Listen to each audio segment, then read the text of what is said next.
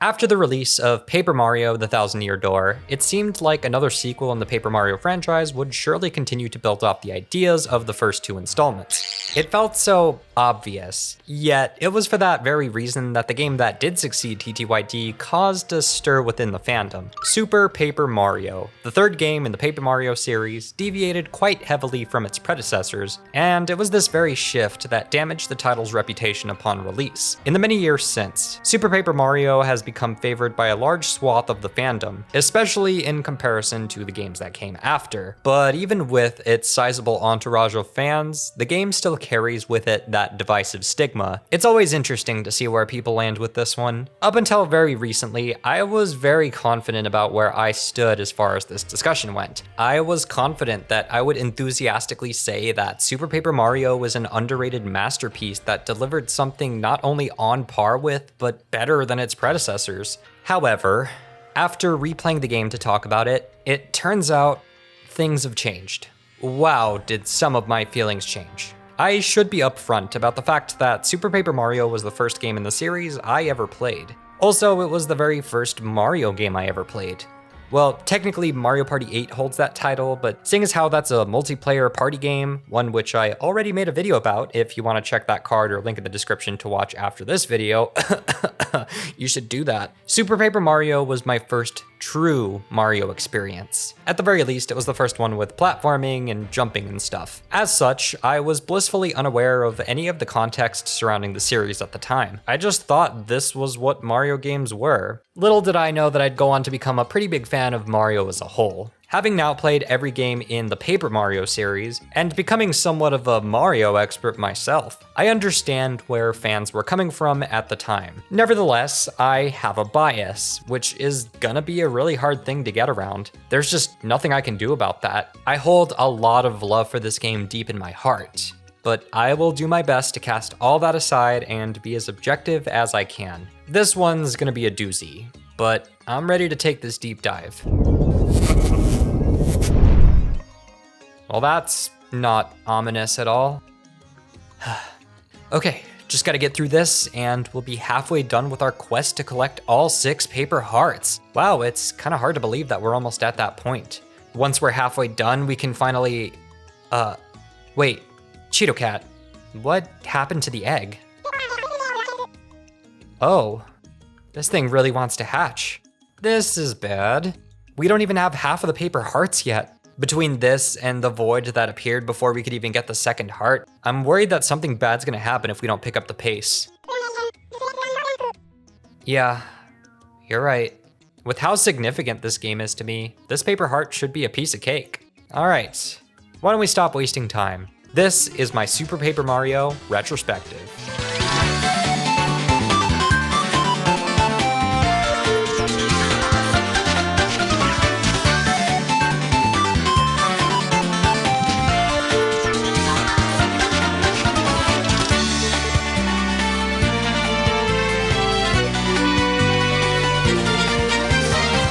Super Paper Mario initially began development for the Nintendo GameCube shortly after the release of Paper Mario: The Thousand-Year Door. Director Ryota Kawade wanted to try something different with the Paper Mario franchise, and was inspired by the 2D Bowser segments of TTYD. Apparently, it was on a train ride that he came up with the idea to introduce a 2D to 3D flipping mechanic, and with that core gameplay concept in mind, Super Paper Mario began development. It was revealed at E3 2006 as a GameCube exclusive, but not long after it was announced to have been shifted over to the Nintendo Wii. And in 2007, the game released as the very first Mario title to hit the Wii. It sold a whopping 4.23 million units, making it the best-selling Paper Mario title to this day. An interesting fact when you consider just how different this game is.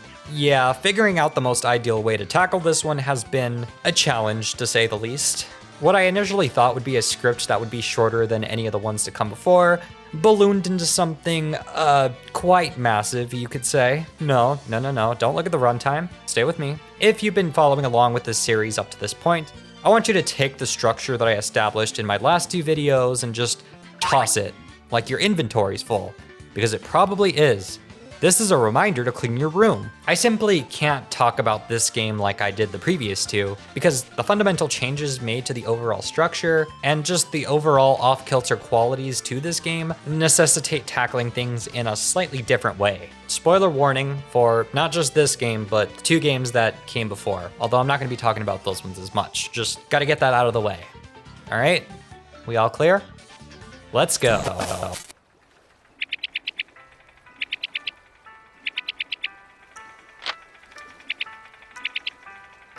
You're awake at last. Oh, you don't remember me? I guess I shouldn't expect you to. Let's just say I'm here to watch over you. You can call me Cece. Nice to meet you, Cece. Wait. Who am I?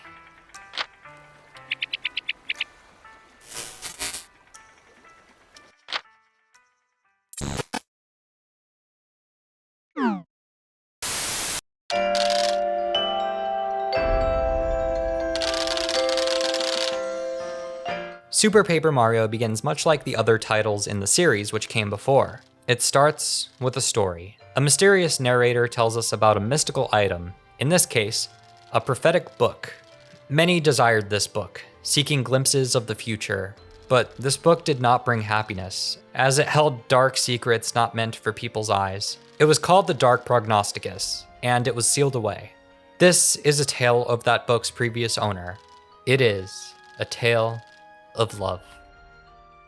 Oh, wait, what the? Okay, so, Peach and Bowser are about to get married, and there's this polygonal looking dude with a sinister monocle, and Luigi's here, and what?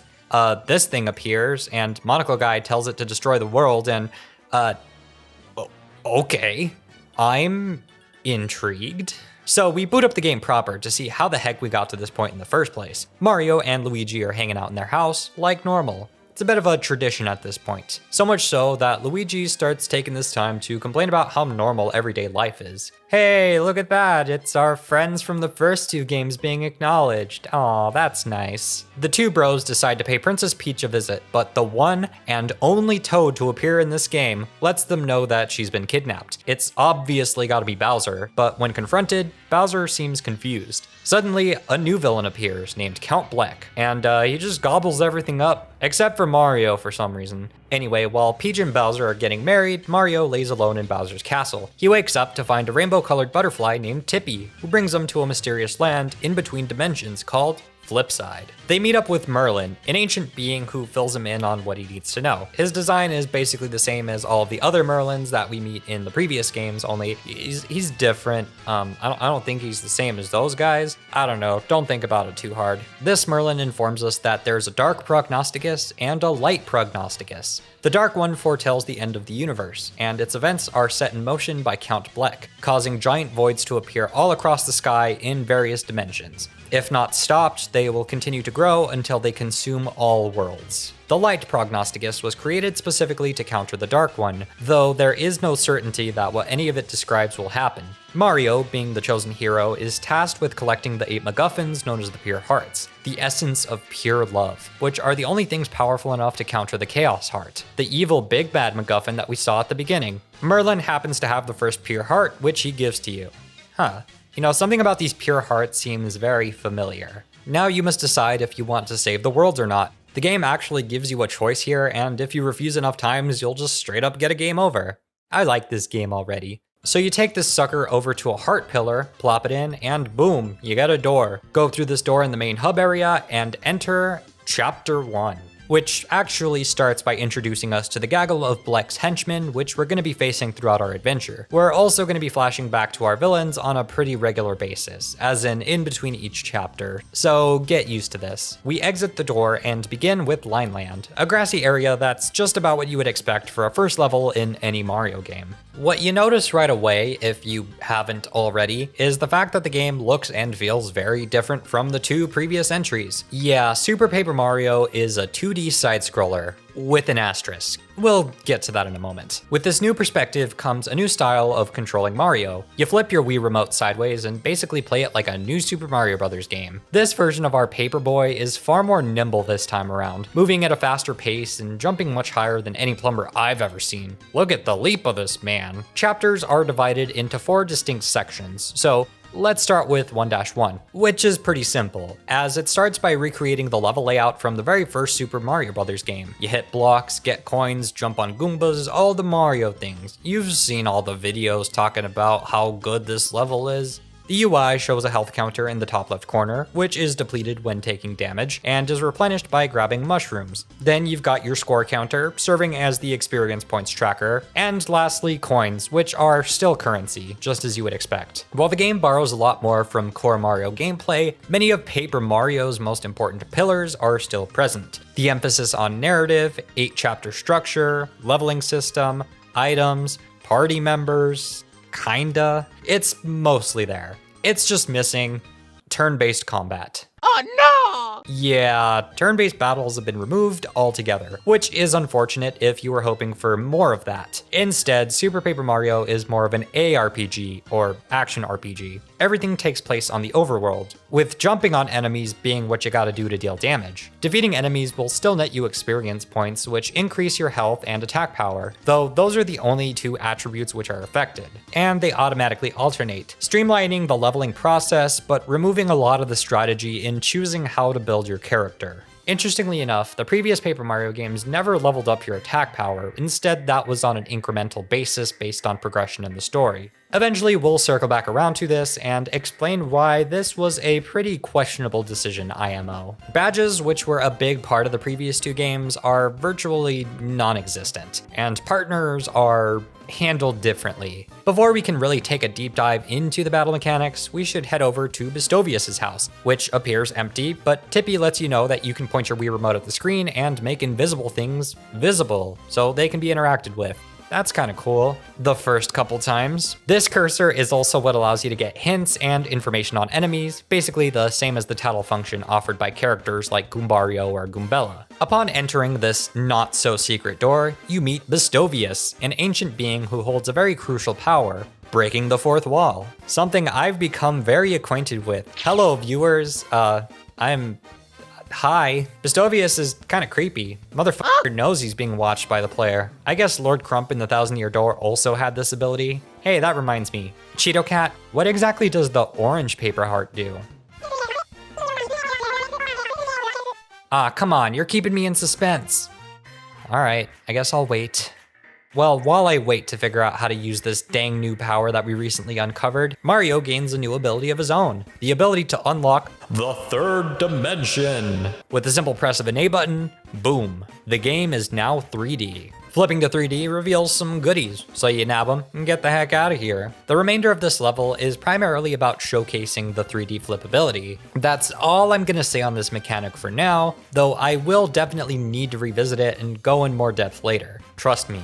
We will have quite a discussion on this. All that's really left in this section is to grab some items, which come in offensive, defensive, and healing varieties. Some, mostly the offensive ones, will even trigger an action command style minigame. These don't really add anything, but it's kinda cool that they're there, I guess. If I'm being honest, healing items are the only ones that are really worth your time. Offensive items only feel useful in very specific use case scenarios. To finish off this level, you find the Mega Star, which makes you big.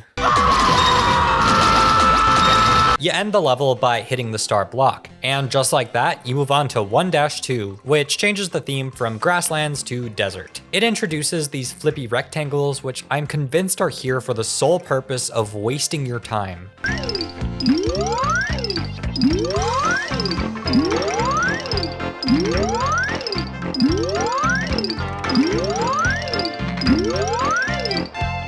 you come upon a cute little town where you can stop at the shop to resupply. Enjoy this place while you can, because there aren't going to be a whole lot of areas like this throughout the game.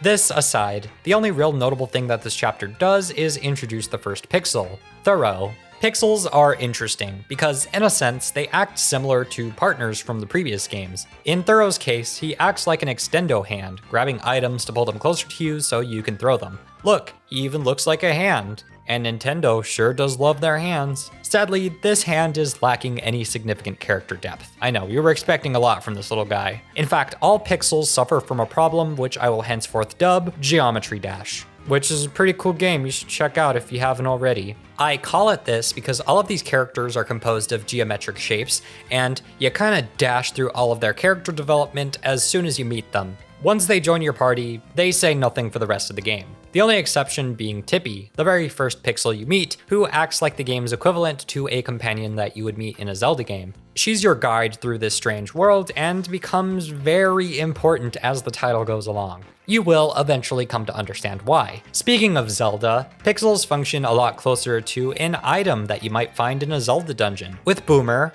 yes, that's his actual name, he's not proud of it either, making explosions happen. You've also got Slim, granting you the power of turning 90 degrees from TTYD. Thudley, the ground-pounding pixel, who's weirdly obsessed with girth. Carrie, the cross pixel, who literally crucifies foes. You even meet her in a sort of spike-filled tomb. When you set her free, it's much like the resurrection of... Okay, all jokes aside, Carrie basically gives you a hoverboard that slightly increases your movement speed, lets you traverse spikes, and even walk on water. Much like Jesus. Her abilities after a certain point in the game make her kind of the most OP pixel who I defaulted to the most. We'll get into that later. There's Fleep, the only pixel I'm aware of who canonically poops. Cudge, literally just a hammer. Dottie, the shrinking pixel. And a few bonus pixels that are optional but offer their own set of abilities. Like Barry, who just kinda gives Mario back the power of spinny. Only it's not as fun. Or Dashel, who gives you a run button, because you don't already have one. Oh yeah, there's also just a straight up musical Pixels alone are kind of underwhelming when it comes to character development, but fortunately, Super Paper Mario also allows for additional playable characters. You beat 1-2, then 1-3, whose only notable characteristic is the fact that you get to meet O-Chunks and engage in your first mini-boss encounter, so that's pretty cool. Also, this level's got bubble butt enemies that fart at you. Ooh.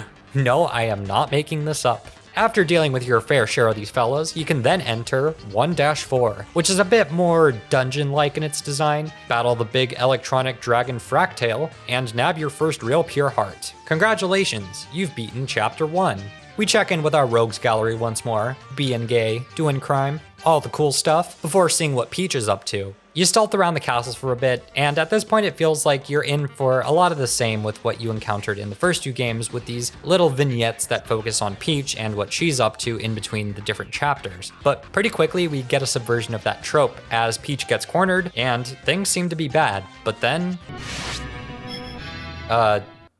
okay.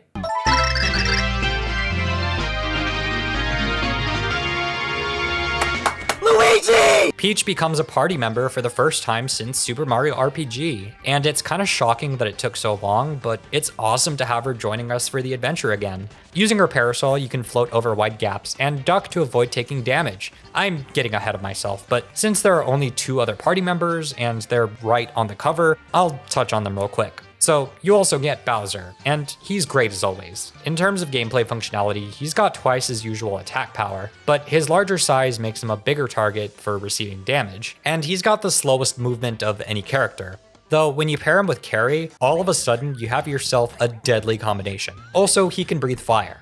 Yeah, he's great. Lastly is Luigi, who finally gets to be playable after getting shafted in all of the previous Paper Mario titles. Our boy deserves this opportunity. It's just sad that it doesn't come until the second to last chapter, god damn it. Luigi's got his signature slipperiness and higher jumps, but to sweeten the deal, he can crinkle himself up and just torpedo up into the air all Smash Brothers style. None of the playable characters are original to this game, but these characters do add gameplay variety, and it's fun to spend time with this cast. You take them and you add the pixels, who still aren't adding very much, but they're there. Aside from wanting maybe 1 or 2 more characters, like, come on. There's a severe lack of Toad in this game. I think we needed a lot more Toad. That aside, I found myself not being too upset about the lack of traditional partners, though I guess everything keeps coming back to the battle mechanics and how drastically they've changed. This game is divisive as hell when it comes to the gameplay, but for as much debate as there is, Super Paper Mario does one thing so incredibly well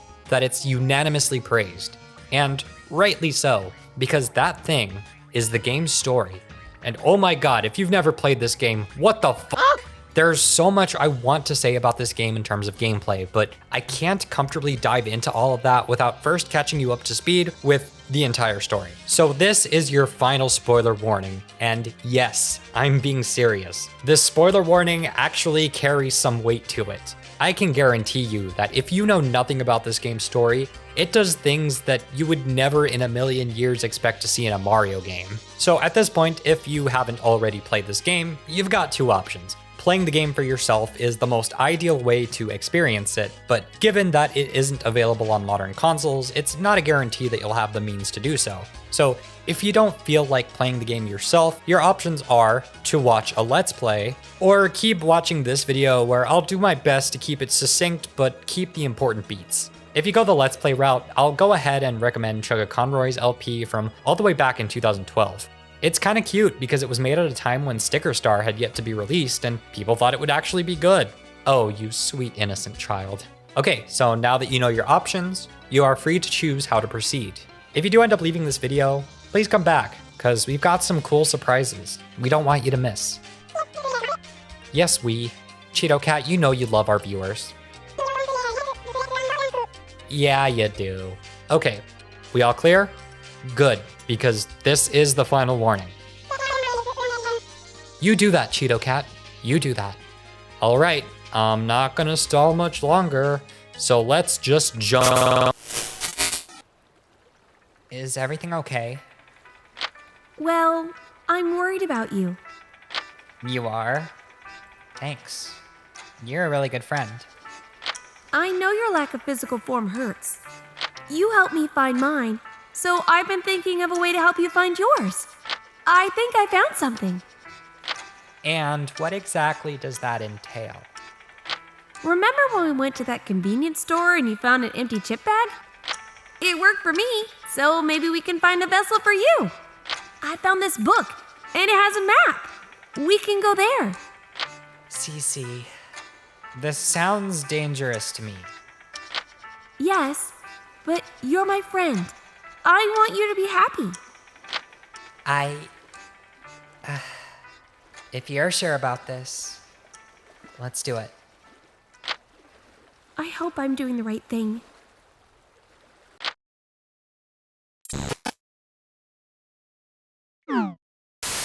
At the start, Super Paper Mario's story seems unassuming. Aside from an out-of-left-field pre-title sequence, things seem pretty standard otherwise. The presence of a new villain who usurps the final boss role from Bowser is promising, but getting through the mountains of text at the start for what seems like every other Chosen One confronts evil bad guy narrative can be a bit of a hurdle to overcome. Getting into Chapter 1 doesn't do much to win people over either, as the gameplay mechanics are fairly standard and there isn't much of an overarching story tying it together. Things just kinda happen, though your brief encounter with O-Chunks is pretty entertaining. All you need to know about O-Chunks is that he's kind of a himbo, in the best way possible. In 1-4, we're also introduced properly to Dementio, who seems to be an agent of chaos. Something about him seems off, so we're gonna want to keep an eye on him. Chapter 1 to me still feels like part of this overly long prologue.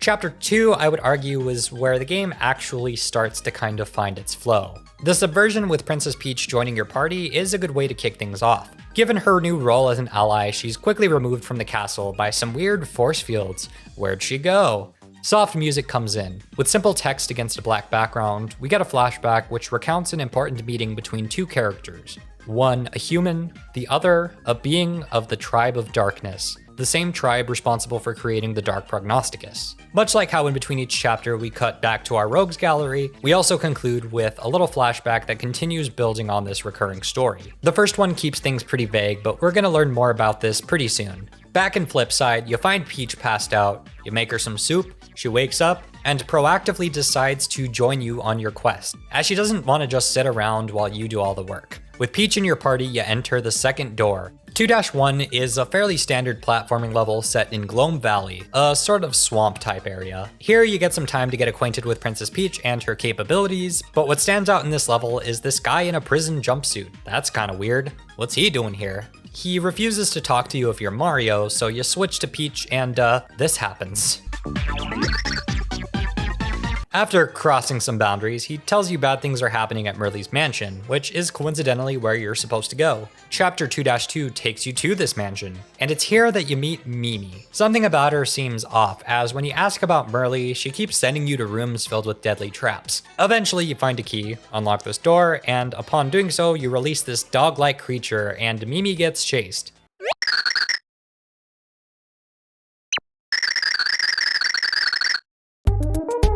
Chapter 2-3 takes us a bit deeper into the mansion and is perhaps the most infamous section. While trying to platform, you knock over a vase, and Mimi chews you out, saddling you with a 1 million ruby debt. And not only are you unable to pay it, you don't even have the right kind of currency. So your only choice is to participate in prison labor in the hopes that you will someday earn enough money to escape poverty. Oh my god. Wow, I didn't know this game was a capitalism simulator.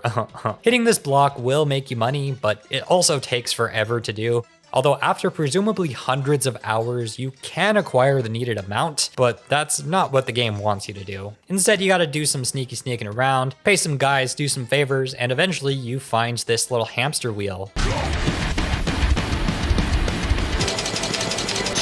Taking that extra bit of money, you can then do some more negotiating, and bada boom bada bing, you find the massive hoard of rubies, conveniently in the exact amount that you need to clear your debt. Mimi is furious, since that's not how you're supposed to play the game. You're not supposed to actually be able to clear your debt. Nevertheless, you do. And she quite literally explodes in a fit of rage. By now, if it wasn't already, it's clear that she's actively trying to sabotage you on your quest to meet up with Merle and get the next pure heart. We actually met her earlier in the game, but because she was shapeshifting to be different characters, we didn't know what she's supposed to look like. So that's kind of fun. 2-4 is where things take yet another interesting turn as you seemingly find Merle, but she's acting kind of strange. So you call her out and this happens.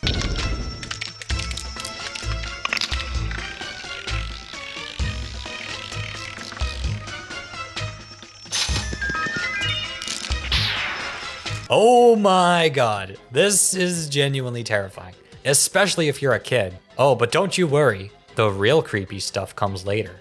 I'm serious. You find the real Merle, only for Mimi to show up, and after participating in a game show, sorry, long story, it's boss time in the women's restroom.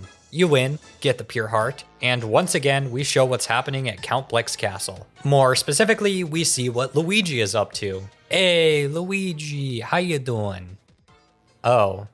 The second flashback reveals the names of the unknown characters. Blumiere, the guy from the Tribe of Darkness, and Timpani, the human girl. It seems like there's a sort of Romeo and Juliet-esque forbidden love kind of situation. I see what's going on here. After this, we return to Flipside and see that the void is starting to grow larger. There's a bit more urgency now. So you do the usual thing and move on to Chapter 3, the Bitlands, whose whole thing is that everything is made out of blocks, evoking a sort of 8-bit pixel art aesthetic. Right off the bat, in 3-1, Tippy gets kidnapped by, is that Scott the Woz? This is Francis, and he's got an obsession with butterflies. Now you have to trek all the way back to his castle to get Tippy back. Along the way, you encounter Bowser, who reluctantly decides to join you on your quest when you help him realize that if Count Bleck succeeds in his mission to destroy all worlds, there will be no worlds for the Count to rule over. I mean, that's pretty sound logic right there. You eventually arrive at Fort Francis, and dude's both a gamer and a weeb.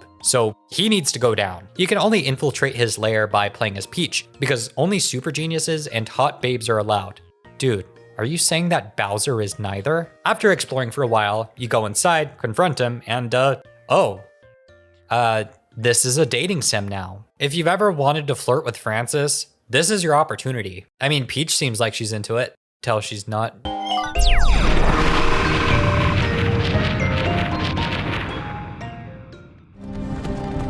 Hey, you're finally awake.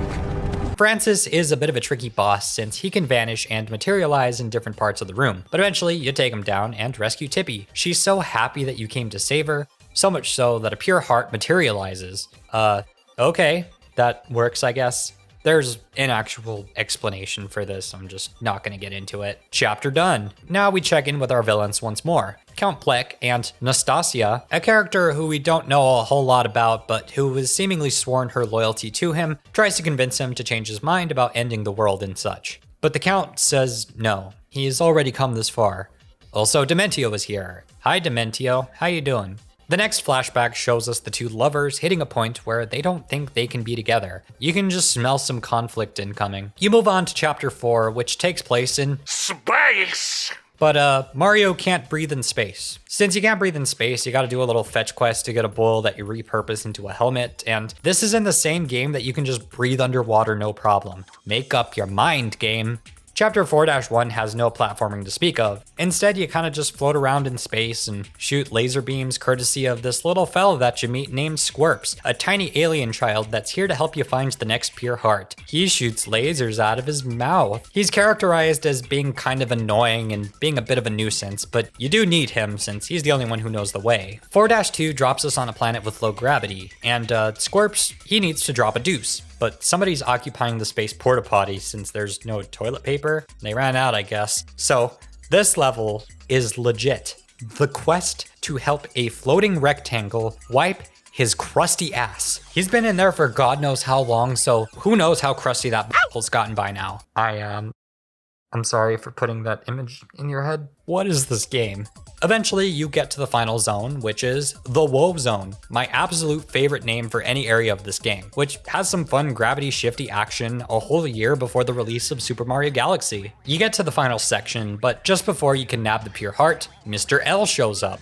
Listen, I don't know who you are, but that was pretty rude. This boss fight is pretty unique in that it's just a straight up shoot 'em up where you fight against what he calls his brobot.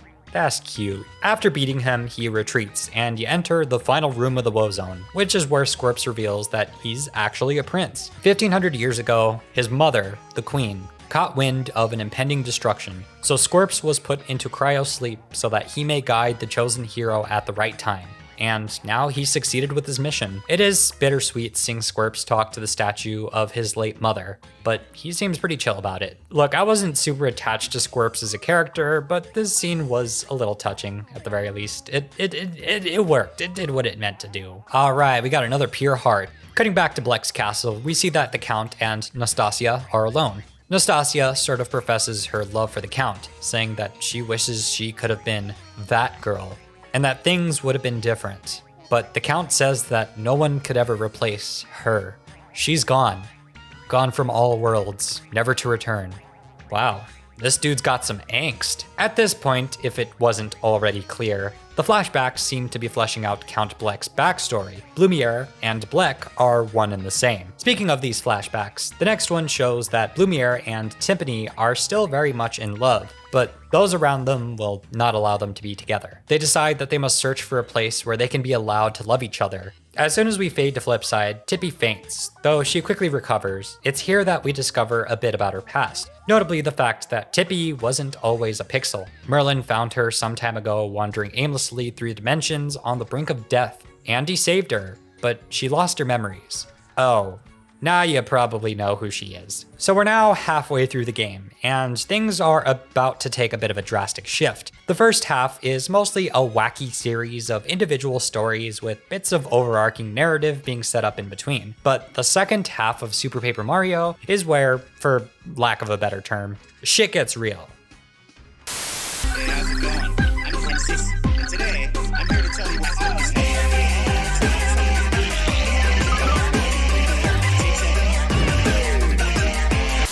In the search for the next pure heart pillar, you end up in Flopside, a sort of dark alternate version of Flipside that has angsty versions of all of your favorite Flipside residents, including Nolrim, which is Merlin spelled backwards. It's like Yensid. We enter chapter 5, which drops us off in the land of the Cragnons, a sort of prehistoric land, only with a distinct lack of dinosaurs. Now, why would you do that? The inhabitants of this world, the Cragnons, are sort of at war with a race of flower people known as the Florosapiens, who have been kidnapping Cragnons. So you gotta see what's up with that. Along the way, you befriend a guy named Flint Cragley, who's basically a reporter slash archaeologist. Think Colorado from the first game. He's fun, and he even has a trophy in Super Smash Bros. For Wii U. So there's your obscure fact of the day, I guess. You see that Kragnons are being brainwashed, and they'll go out of their way to attack you. If you accidentally murder one of them, you actually lose experience points, which, not gonna lie, that's both hilarious and horrifying. Finally, you confront the leader, the king of the Florosapiens. And while you do succeed in defeating him, there's more of a somber undertone to this victory. It turns out the Florosapiens went mad because the Kragnons were polluting the water supply, so they weren't really the villains after all. Thanks to Flint broadcasting these events, you're able to raise awareness of what's happening, and basically become a hero to all the inhabitants of this land. So wait, if I'm getting this right, Chapter 5 seems to be about climate change? Yeah, was not expecting this, so... cool. After saving this world, we get the 5th flashback that shows Blumiere and Timpani laying under a starry night sky. It's a cute and peaceful moment as they reflect on how happy they are together. This doesn't feel like it's gonna last. And sure enough, this is the last moment of joy before things take a turn. You return to Flipside, but this time Tippy seems out of it, seemingly recalling a memory, but not quite being able to piece it together. The void grows larger, so you place the next pure heart and head into Chapter 6, and oh boy, if you've never played this game before, I don't know if you're ready for the roller coaster ride that is the rest of this game. And it all starts here. 6-1, the Samur Kingdom makes a solid first impression, especially since that background music slaps.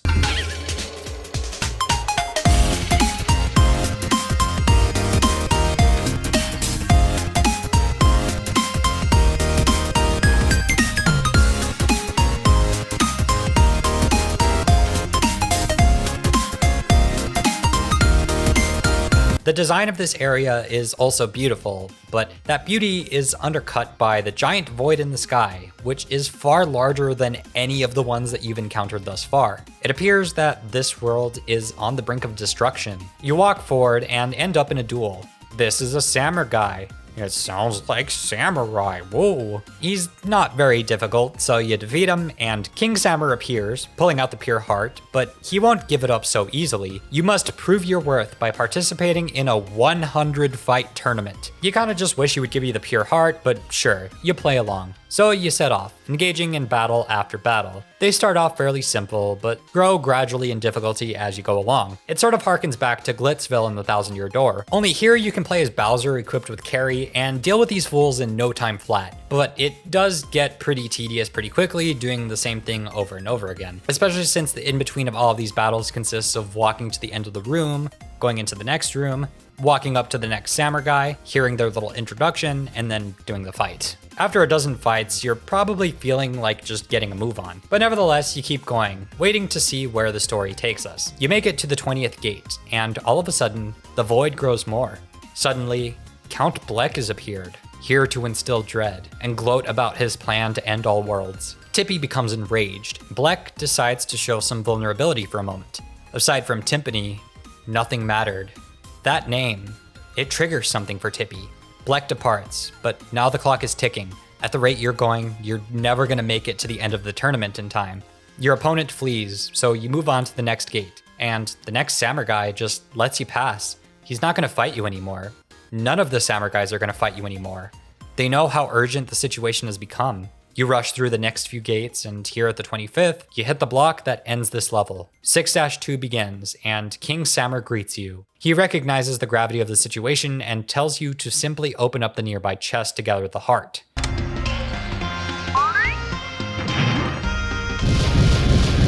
Damn it. So it turns out, this was Mimi in disguise the whole time. You defeat her in battle, but she's already accomplished what she came here to do, which is waste your time. The true king awaits at the 100th gate. Now you just have to hurry on over there. You speed past gate after gate, as the Samur guys are now filled with despair. The ground keeps shaking. You're not even halfway there when the void becomes too large. It's already too late. The world shakes as we fade to white.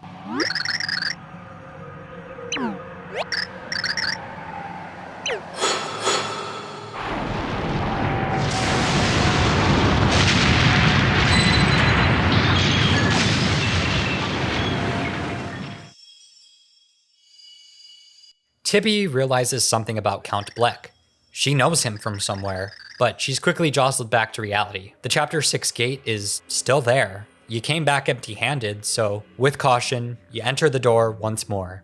And when you show up, everything is gone. The world has become an expanse of white nothingness. Nevertheless, this can't have been for nothing. You press on for what feels like an eternity, passing by the tiniest colorless remnants of a world that used to exist but no longer does. At the very end, you find the pure heart, but it seems that it's lost its power. Before you can collect it, however, Senor L shows up, so you gotta battle him once more. You once again defeat him and collect the pure heart, but before the chapter ends, we focus back on Mr. L.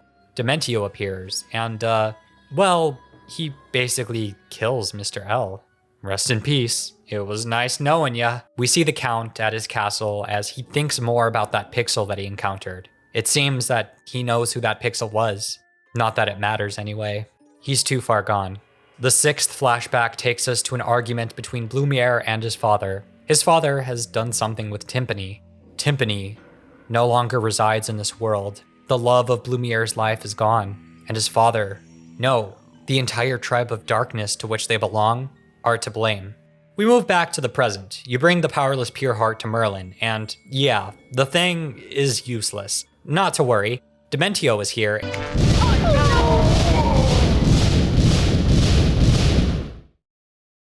Did Dementio just kill everyone? Wait till you see this next one. Everybody dies. Dude. Not everybody. No. We fade to Mario, who wakes up in a strange place. And, yeah, Mario's in hell now. Well, okay, he's in the Underwear, a creatively named location that's loosely based on the underworld of Greek mythology. This is where characters go when their games end. A person's game ending being a cheeky way to say that a person has died. Mario is all alone. No party members, no pixels, no Tippy. All seems quite hopeless, but nevertheless, you press on. Eventually, you meet Lady Jades. She's the one who gatekeeps who gets to go to the Over There. Basically, heaven? The good place? I still haven't watched that show. She starts weighing Mario's sins, but detects the delectable whiff of a pure heart. Shocked at the fact that a pure heart is in the Underwear in the first place, she decides to ask you to do a little favor for her, which is to go look for somebody. In the meantime, she holds onto the pure heart while you subject yourself to the most terrifying thing to ever exist in a Mario game. And no, I am not joking or using hyperbole. This is the River of Twigs, a reference to the River of Styx, and the game requires you to swim to the bottom, where this happens.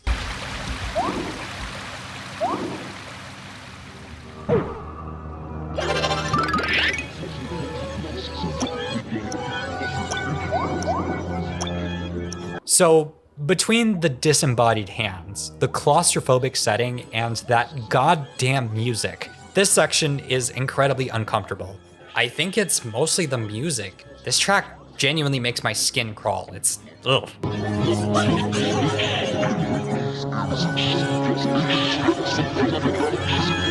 Unsettling.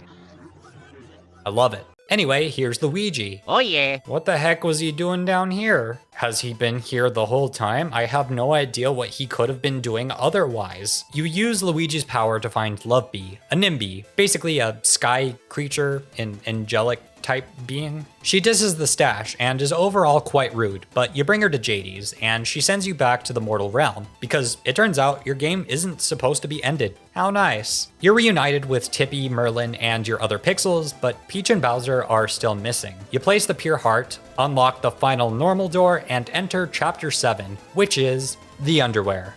Oh, well that's convenient. Jades tasks you with an escort mission to bring Lovebee to her father in the Over There. And if The Last of Us has taught me anything, it's that I'm gonna grow weirdly attached to her, aren't I? Along the way, you reunite with Bowser and Peach. The entire time, Lovebee is pretty insufferable, acting rude towards everyone in your party. Little by little, she warms up to you all. Crucially, you learn that her parents have always been incredibly overprotective, leaving her to feel trapped. Though it's good in this case that Mario in the game came along because the Over There is being invaded by these pokey dudes who have all escaped from the Underwear. Waiting at the very end is the boss of the chapter, Bone Chill, who drops a bombshell. It turns out that the pure heart of this chapter is Lovebee. Huh. So then I guess the real pure heart was the friend we made along the way. All jokes aside, this shocks Love Bee to her core, but there's no time to dwell. We've got a piss-easy boss fight to engage with, and yep, he's done. Love Bee, her father Granby, and her mother Queen Jades all have a difficult conversation. The pure heart was always at risk of falling into the wrong hands, so to keep it safe, they changed it into a shape that no one would suspect, and that form became Love Bee. The pure heart seeks to return to its original form, for it senses the hero's presence. There isn't much time left. Love Bee accepts her fate, even if it means that the NIMBY known as Love Bee will cease to exist. She rejects Granby and Jades as her parents. She's bitter over the entire life that felt wasted being kept under strict care. In this moment, she lets it all out, and it gets uncomfortable at a certain point, as everyone is understandably frustrated. Love Bee states that they aren't her parents, and she says she hates them. But she doesn't truly mean that. The love her parents had for her was genuine. "O mother, thou needst not apologize, my dear mother. Thank thee. The pure heart doth wish to assume its original form. Tippy, takest good care of the real me, and safest the world, yea? Such is my final wish. So if thou dost not do it, thou art most unkind. Father, mother, fare thee well. I am sorry for lying earlier, because in truth I love thee both."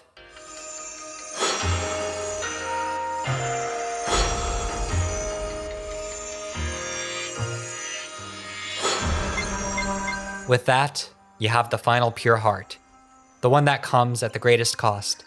As a final wish to the grieving parents, you set forth so that you may prevail, and let no one else feel the sadness.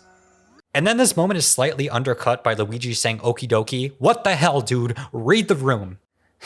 This is easily the most emotionally devastating story of any chapter in any of these games. But at least we have everything that we need to confront Count Bleck. We can't let her sacrifice be in vain. We have one final flashback left, the one that shows us the moment that Blumiere dies, and the Count is born. He summons the power of the Dark Prognosticus. It's seemingly implied that he killed not only his father, but the rest of his tribe.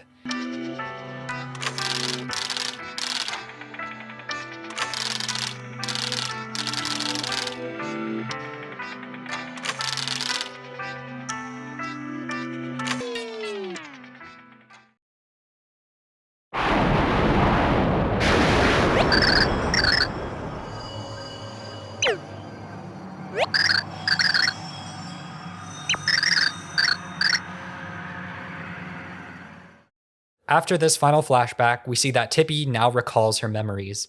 She knows that she was once Lady Timpani, and Count Bleck was her Blumiere. Now, more than ever, this is personal. You have to take him down. At last, it's now time for the final chapter. You enter the final door, this time located in Flopside, and begin Chapter 8.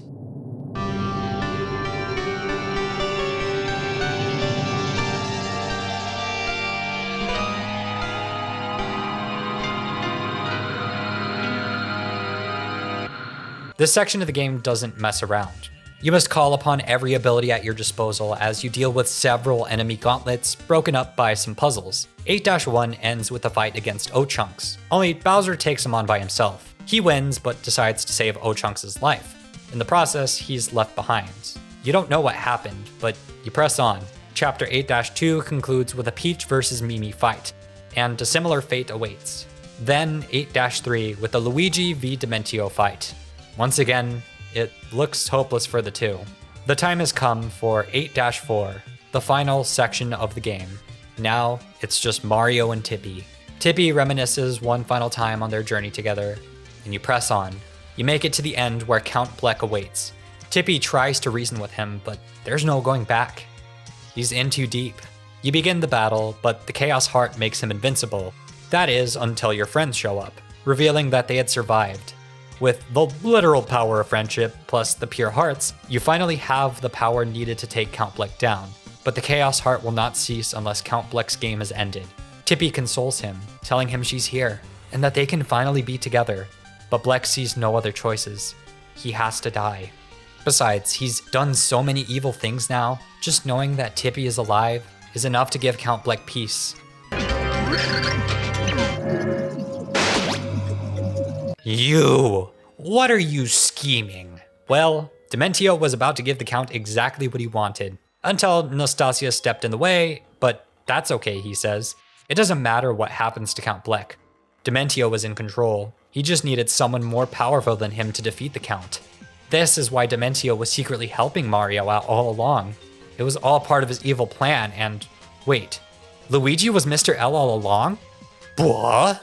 Hijacking Luigi's body, Dementio creates this abomination of a final boss. Your attacks are useless, and the voids across all dimensions begin consuming everything. But we take a moment to check in with the Count and Tippy in their own little pocket dimension. The rest of Count Bleck's minions show their loyalty to the Count, and that love brings back the pure hearts. Their power being just enough to remove the invincibility seal from Mega Luigi, and now commence a final boss battle that has some incredible music. Admittedly, the boss isn't as challenging as I would have hoped for, but we're almost done with the story, so we'll circle back to gameplay in a moment. You eventually prevail, but defeating Dementio isn't enough to stop the end of the world. Count Bleck reveals that there's only one thing left that can be done. We see an altar, the same one from the very beginning of the game. Count Bleck and Tippy save the world, but in doing so, both of their games will be cut short. Even with this in mind, Tippy agrees. She still loves Blumiere, after everything. As long as they can be together, nothing matters. They both agree and head to the altar where they profess their feelings for one another. This act, summoning the pure hearts. Bells chime as the worlds return from their destruction. Do you remember the promise we made to each other that day? Yes, I remember. If there was a place where we could be happy together, we would find it. Will you come with me to that place now? Blumiere. Of course. I will always be with you.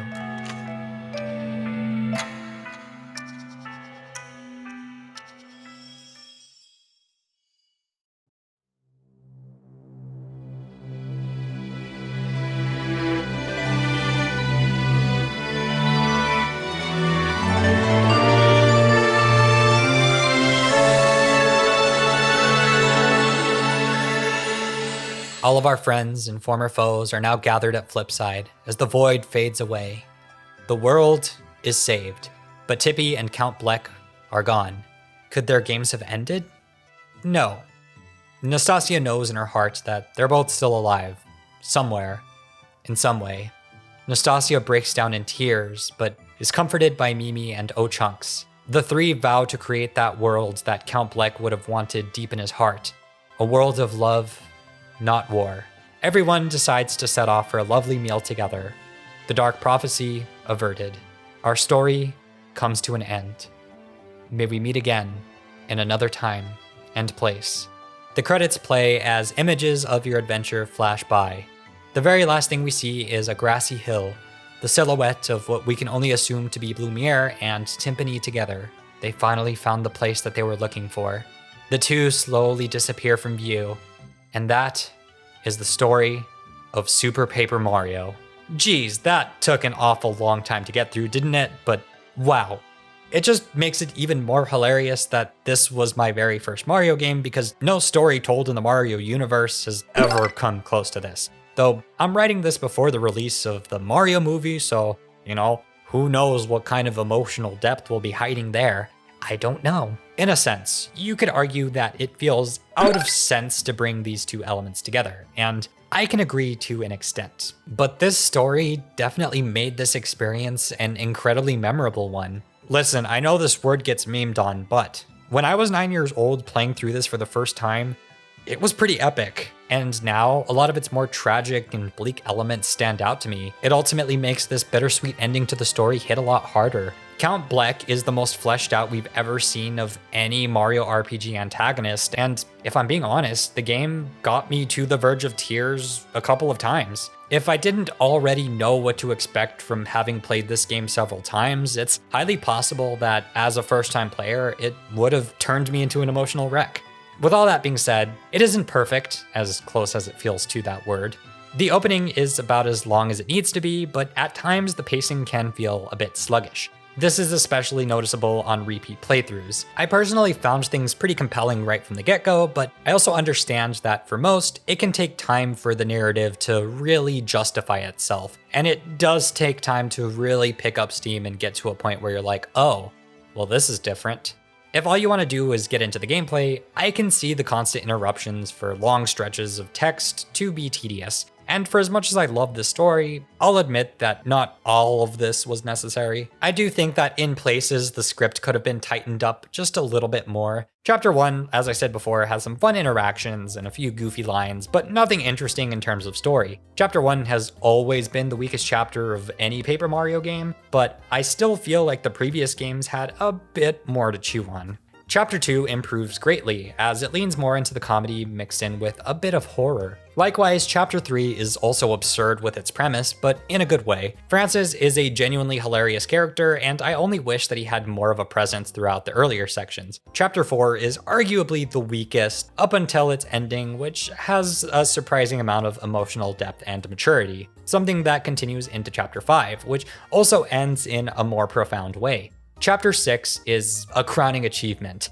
and the point that I'm always excited to talk about because I love how it comes out of nowhere and completely subverts expectations and changes the tone of the game. Until now, everything has been pretty standard. Nothing in chapters 1 through 5 is more insane than what you would have expected in the Thousand Year Door. Really, it's the comedy that stands out more in the early game, along with the many instances of potty humor. Seriously, you've got O-Chunk sleeping with a great big fart, a boss battle in a bathroom where a character was hiding out in the toilet, an enemy that is literally an ass cloud that farts on you, and an entire story quest that involves getting toilet paper for a pixel who's been waiting to wipe his ass for God knows how long. But I digress. The Summer Kingdom truly is where the game shows its true colors, and this chapter is amazing for several reasons. For one, the setting and story events are incredible, but the way that the game reinforces this feeling with its gameplay design is actually brilliant. And that's all because this section kinda sucks to play. You're familiar with the chapter structure, you have no reason to suspect that this chapter would be any different from the rest, especially so late into the game. The Void, up until now, felt more like set dressing, instilling a sense of oppression similar to the moon from Majora's Mask, but not quite hitting as hard. You engage in battle after battle, and it's tedious. You mean you have to do this 100 times? And that's kind of the point. This is how our characters feel. They just want to get to the end and get to the next pure heart, but it's not that easy. The final stretch is haunting. When it finally sinks in that you aren't going to make it in time, wow. 6-2 really is as far as this chapter goes. It's shocking. You could never have seen this coming. The trek through the Destroyed Kingdom, from a gameplay standpoint, is just holding right for around a minute or so, but it's also effective at making clear just how high the stakes are. It gives you time to let this moment sink in and marinate. It's haunting. True, the kingdom is restored by the end of the game, and you can return for a post-game tournament, but what it accomplishes here, now, is incredibly effective. Then suddenly getting sent to the underwear is also shocking. Even though Mario doesn't actually stay permanently dead, he wasn't actually killed, it's nevertheless an unexpected transition to the next chapter, which decides to use its time to throw us yet another emotional gut punch with Love Beast's story. And I'm gonna touch back on Love Beast's story in just a moment, but something that's really haunting about this chapter in particular is the fact that you can see the void in the background, meaning that even this world's afterworld is also at the risk of being destroyed, meaning that all existence will truly be erased if Count Bleck succeeds in his goal. That's some pretty creepy, borderline nihilistic stuff there. It's a concept that I never thought I would have to think about or confront when talking about a Mario game, but nevertheless, this is there. And ultimately, this chapter is tied together by Love Beast's story. It's painful in a way I never thought possible for a game with Mr. Wahoo in it. For some very personal reasons, though, I can almost relate to Love Me in this situation. It's all rather complicated, and the sacrifice that she makes is just, how? Though, okay, there is a bit of an elephant in the room with this if you know this game well, which is something that you could very easily miss. But if you return here after the main game, you find out that it turns out Love Me is actually okay after all. Yeah, this does somewhat undermine her storyline, but the more I reflect on it, the less it bothers me. For one, most players will miss out on this detail since it's only revealed if you consciously decide to go back here after beating the main campaign. And even then, the emotional gut punch is still there. It still served its purpose. Love Bee made this sacrifice believing that she would die, and that's heartbreaking on its own. She deserves to be able to reconcile things with her family, and it's nice seeing her get that chance. I am okay with her getting a happy ending. I'm okay with happy endings in Mario in general, I guess. Lastly, we need to talk about Chapter 8, which is a fantastic conclusion. I like how each section ends with a boss fight that serves as a conclusion to each of these characters' story arcs, and it helps to round out these antagonists, namely O-Chunks and Mimi. It makes them more sympathetic as they grow in appreciation for the respective character that saves them.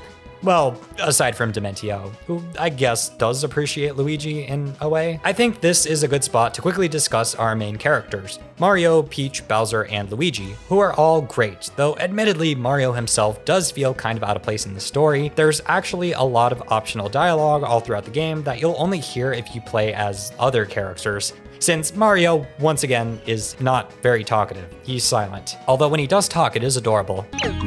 Mario is once again a blank slate, and this characterization is kind of at odds with the nature of the story, which feels nothing like a traditional Mario story, which is by no means a bad thing. It just feels like Mario kind of walked in on somebody else's story and is there to simply facilitate it happening. I could totally envision another version of this story with Tippy as the main character. I think that would be really interesting. Peach is Peach. She's her best self. She's fiery and proactive, and she's also kind-hearted and empathetic. We always love when Peach actually gets to do something. Bowser is the most fleshed out he's ever been, I would argue, with a ton of great lines and spinning arms that should really allow him to take flight. He's a big old cheeseball, and you just gotta love him. Luigi doesn't get a whole lot of time to shine as his normal self, but when he's brainwashed as Mr. L, he's simply iconic. And normal Luigi is also pretty fun. I mean, I'm a Luigi fan, so I'm not complaining. As mentioned before, pixels don't have much character. They say a few quirky lines when you get to meet them, then they join you in your party, and you literally never hear from them again. Fortunately, the game does something the previous titles rarely did, which is having segments where the characters stand together and have a group conversation. It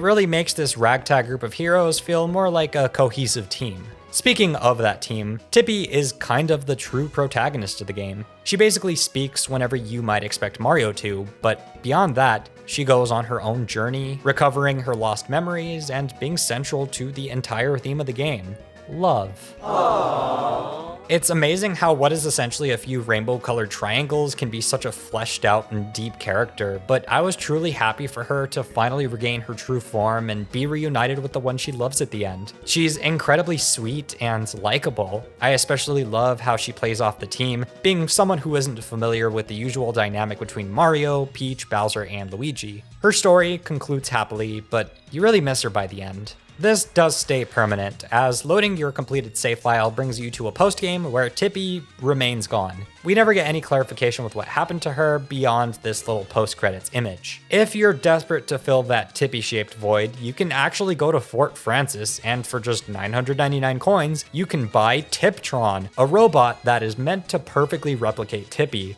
This feels kinda weird. I understand why something like this exists. Tippy served a gameplay function, so it's good that there's at least an option to regain that ability. It's just kind of sad when Tiptron becomes self-aware.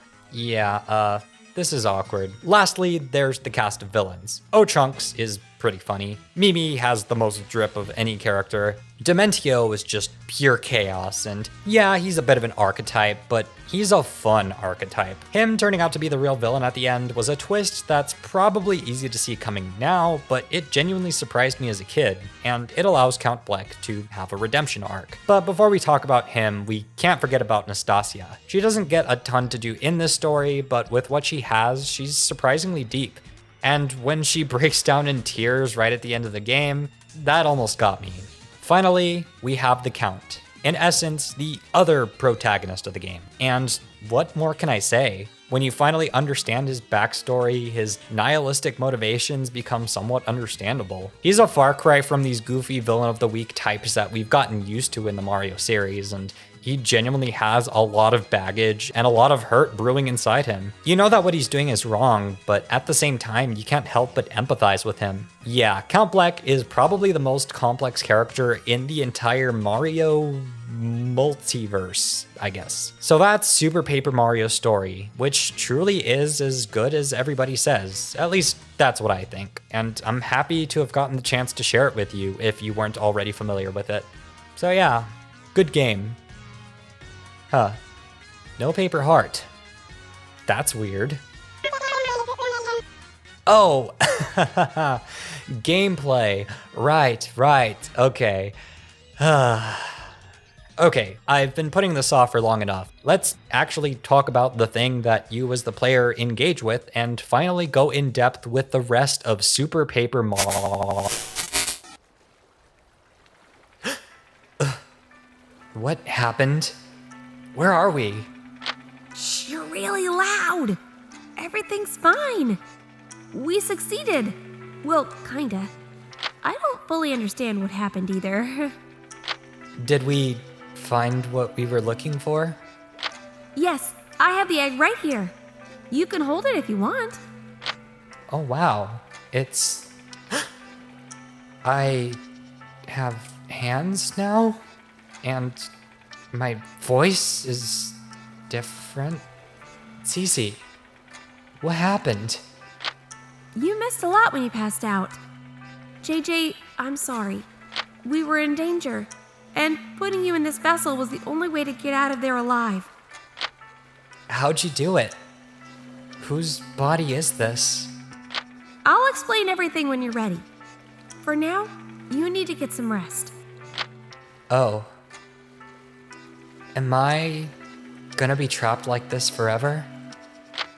No, I don't know.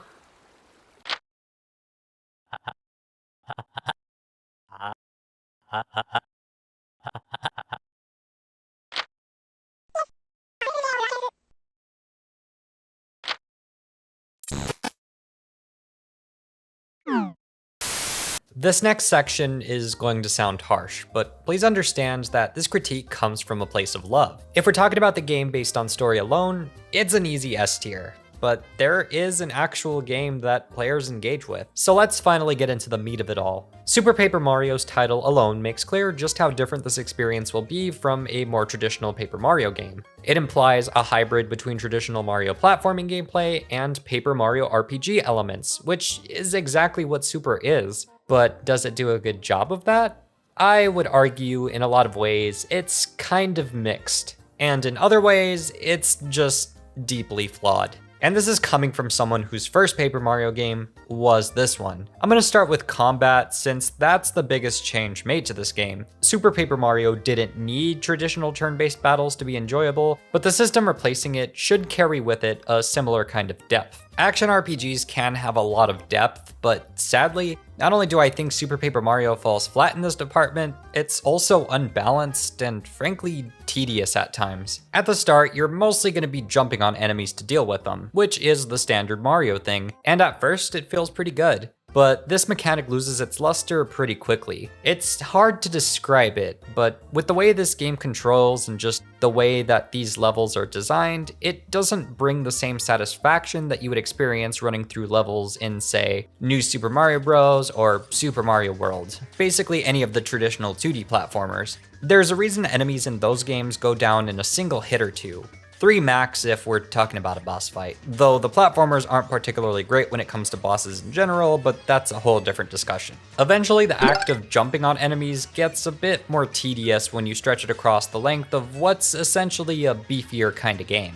Additionally, I think a big part of what ruins controlling this game is the knockback, which is something I hate in most games that feature it, but here it can be really disruptive. Especially if you're playing as a character like Bowser, who does spice things up with his fire breath, but being a bigger target, you're gonna get knocked back a lot. In tandem with your pixels, you do have other offensive options, but those come with all sorts of drawbacks. Thorough can only damage enemies thrown at other enemies, Boomer takes a few moments to explode, Kudge has a very short range, and Barry, while probably the most useful in terms of dealing damage, also has a very short range, and regardless, you're better off just jumping on enemies anyway, since that's typically the faster option. Once you unlock Carry, however, it's all over. See, Bowser does the most damage, dealing twice as much as all of the other characters, and paired with his fire breath, he's probably your go-to. But his movement speed and large size make him clunky, and you'll likely take a lot of damage. But with Carry, your movement speed increases, and you can jump on spiked enemies. While playing as Bowser, you'll definitely take your fair share of pot shots, and it can be really annoying to navigate as Bowser in tight spaces, but he does make combat a lot easier. And the thing is, combat in this game isn't very difficult, even if you're not trying to break it. In fact, the leveling system is incredibly easy to break.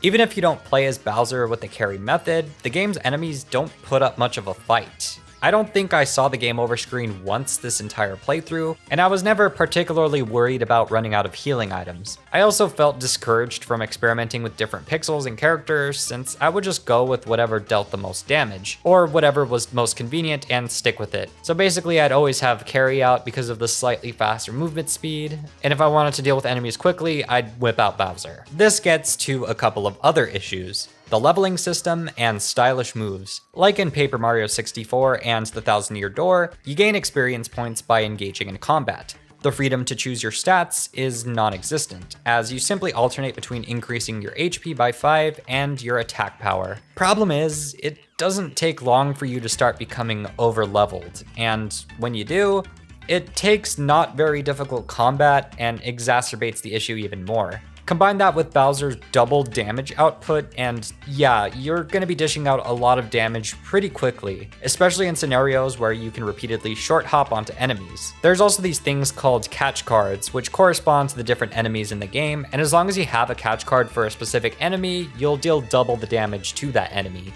which does stack with whatever damage output you were already going to do. These poor little squiglets never stood a chance. But you see, there's another mechanic that further contributes to the quick pace in which the player levels up, and that's stylish moves.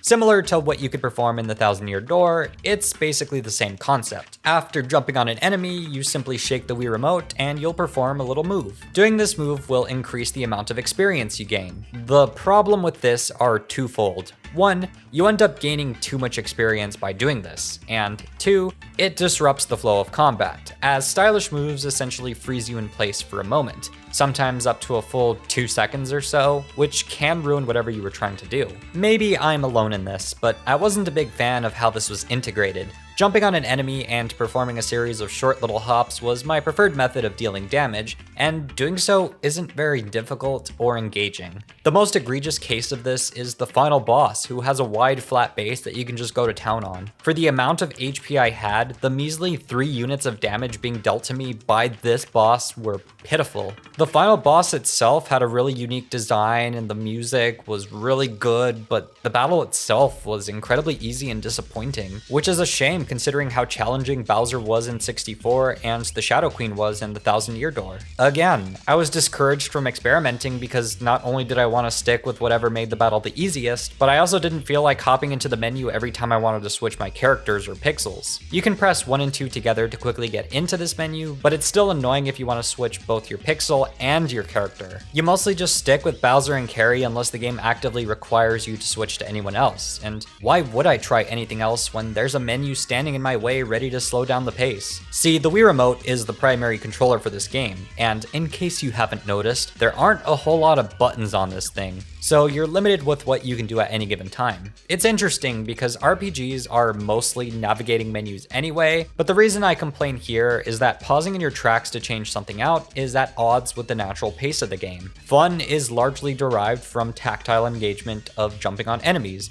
whereas the turn-based style derives fun from assessing a situation, plotting, and executing a chain of attacks according to what you have in front of you, minimizing as much damage as possible and conserving your resources and managing them. This battle system feels like it's missing that layer of depth, and another way that this is exemplified is the fact that there's no equivalent to badges. Though you could maybe argue that the character catch cards might act as a sort of substitute, but the thing about these is that you don't have to equip them or really think about them. Just have as many as you like, I guess. The only resources that you have to consider are your items and coins. Coins aren't very scarce, neither are items. Offensive items just generally aren't useful unless you're hoping to clear a room of enemies faster or exploit these duplicating enemies and rack up experience points. Offensive items didn't generally offer anything but I couldn't already accomplish with my basic set of skills. And then there's healing items, which, yeah, I mean, always good to have those. That's not to say that this combat system is all bad or that I hated interacting with it at all times. On the contrary, there were moments where the combat was enjoyable, and borrowing the Thousand Year Door sound effects definitely helps. A few bosses had interesting movement patterns, and there are even occasional diversions and mix-ups in the gameplay, like with World 4's boss being a straight-up shoot-'em-up, or this Chapter 7 mid-boss that's just straight-up a turn-based RPG. Though don't get your hopes up because it doesn't function like the previous Paper Mario games. It's more of a fun little novelty that you're over with pretty quickly. So yeah, there were definitely moments of fun to be had, but by and large, I was mostly passive in my experience. I think they could have looked to game series like Metroid, Hollow Knight, Castlevania, or even Megamind to get inspiration on battle mechanics that would have made this action-oriented style of gameplay more interesting. As it stands now, with the game that currently exists, I don't think this battle system on its own has enough depth or complexity to justify its experience point system. Mario's base set of moves is also incredibly limited. He's not able to wall jump or triple jump or do anything fancy like that. Combined with the lack of a run button, it just makes Mario's movement feel incredibly basic and sterile. 2D Mario games are fun in large part due to their movement options. Holding the run button, gathering speed, evading enemies, doing triple jumps and wall jumps in the newer games, quickly dispatching enemies, that kind of ebb and flow just doesn't exist here. It's not all bad, though I'm probably making it sound worse than it actually is. Like I said earlier, there are a few moments of joy to be had. Sometimes the game will throw a few good challenges your way, and I'm not dismissing that. It's just that across the board, the moment-to-moment gameplay didn't really stick with me. Of course, there's an elephant in the room that I'm not addressing, and that's the main gimmick of the game. The thing that's advertised on the box. It's arguably my biggest issue with Super Paper Mario, and that would be the 3D flipping mechanic. So, conceptually, this is really cool. I like when games try to play with depth and perspective like this.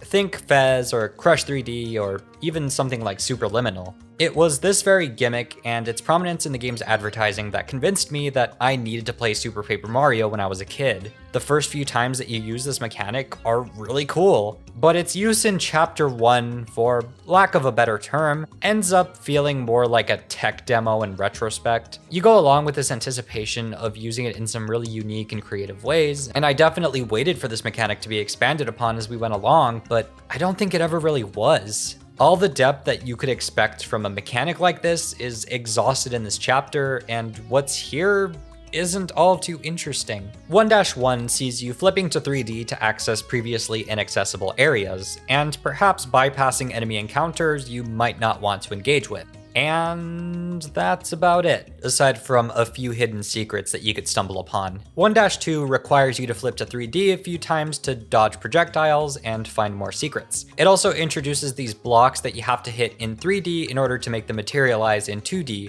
or vice versa. There's this one-off instance where you flip to 3D to find this guy who somehow ended up in the third dimension, and you swap to 2D to bring him back with you, and he lets you cross a bridge. It's an interesting little gag, but beyond that, there's not a whole lot here. 1-3 has this puzzle that requires you to interact with a statue from the side, as reading it in 2D won't give you all the information that you need. You do something similar in 1-4, where you see 4 blocks, and only by flipping in 3D do you see the order that you're supposed to hit them in. And this puzzle is emblematic of the depth problem that this mechanic has, because despite giving you an entirely new axis to work with, this mechanic falls flat.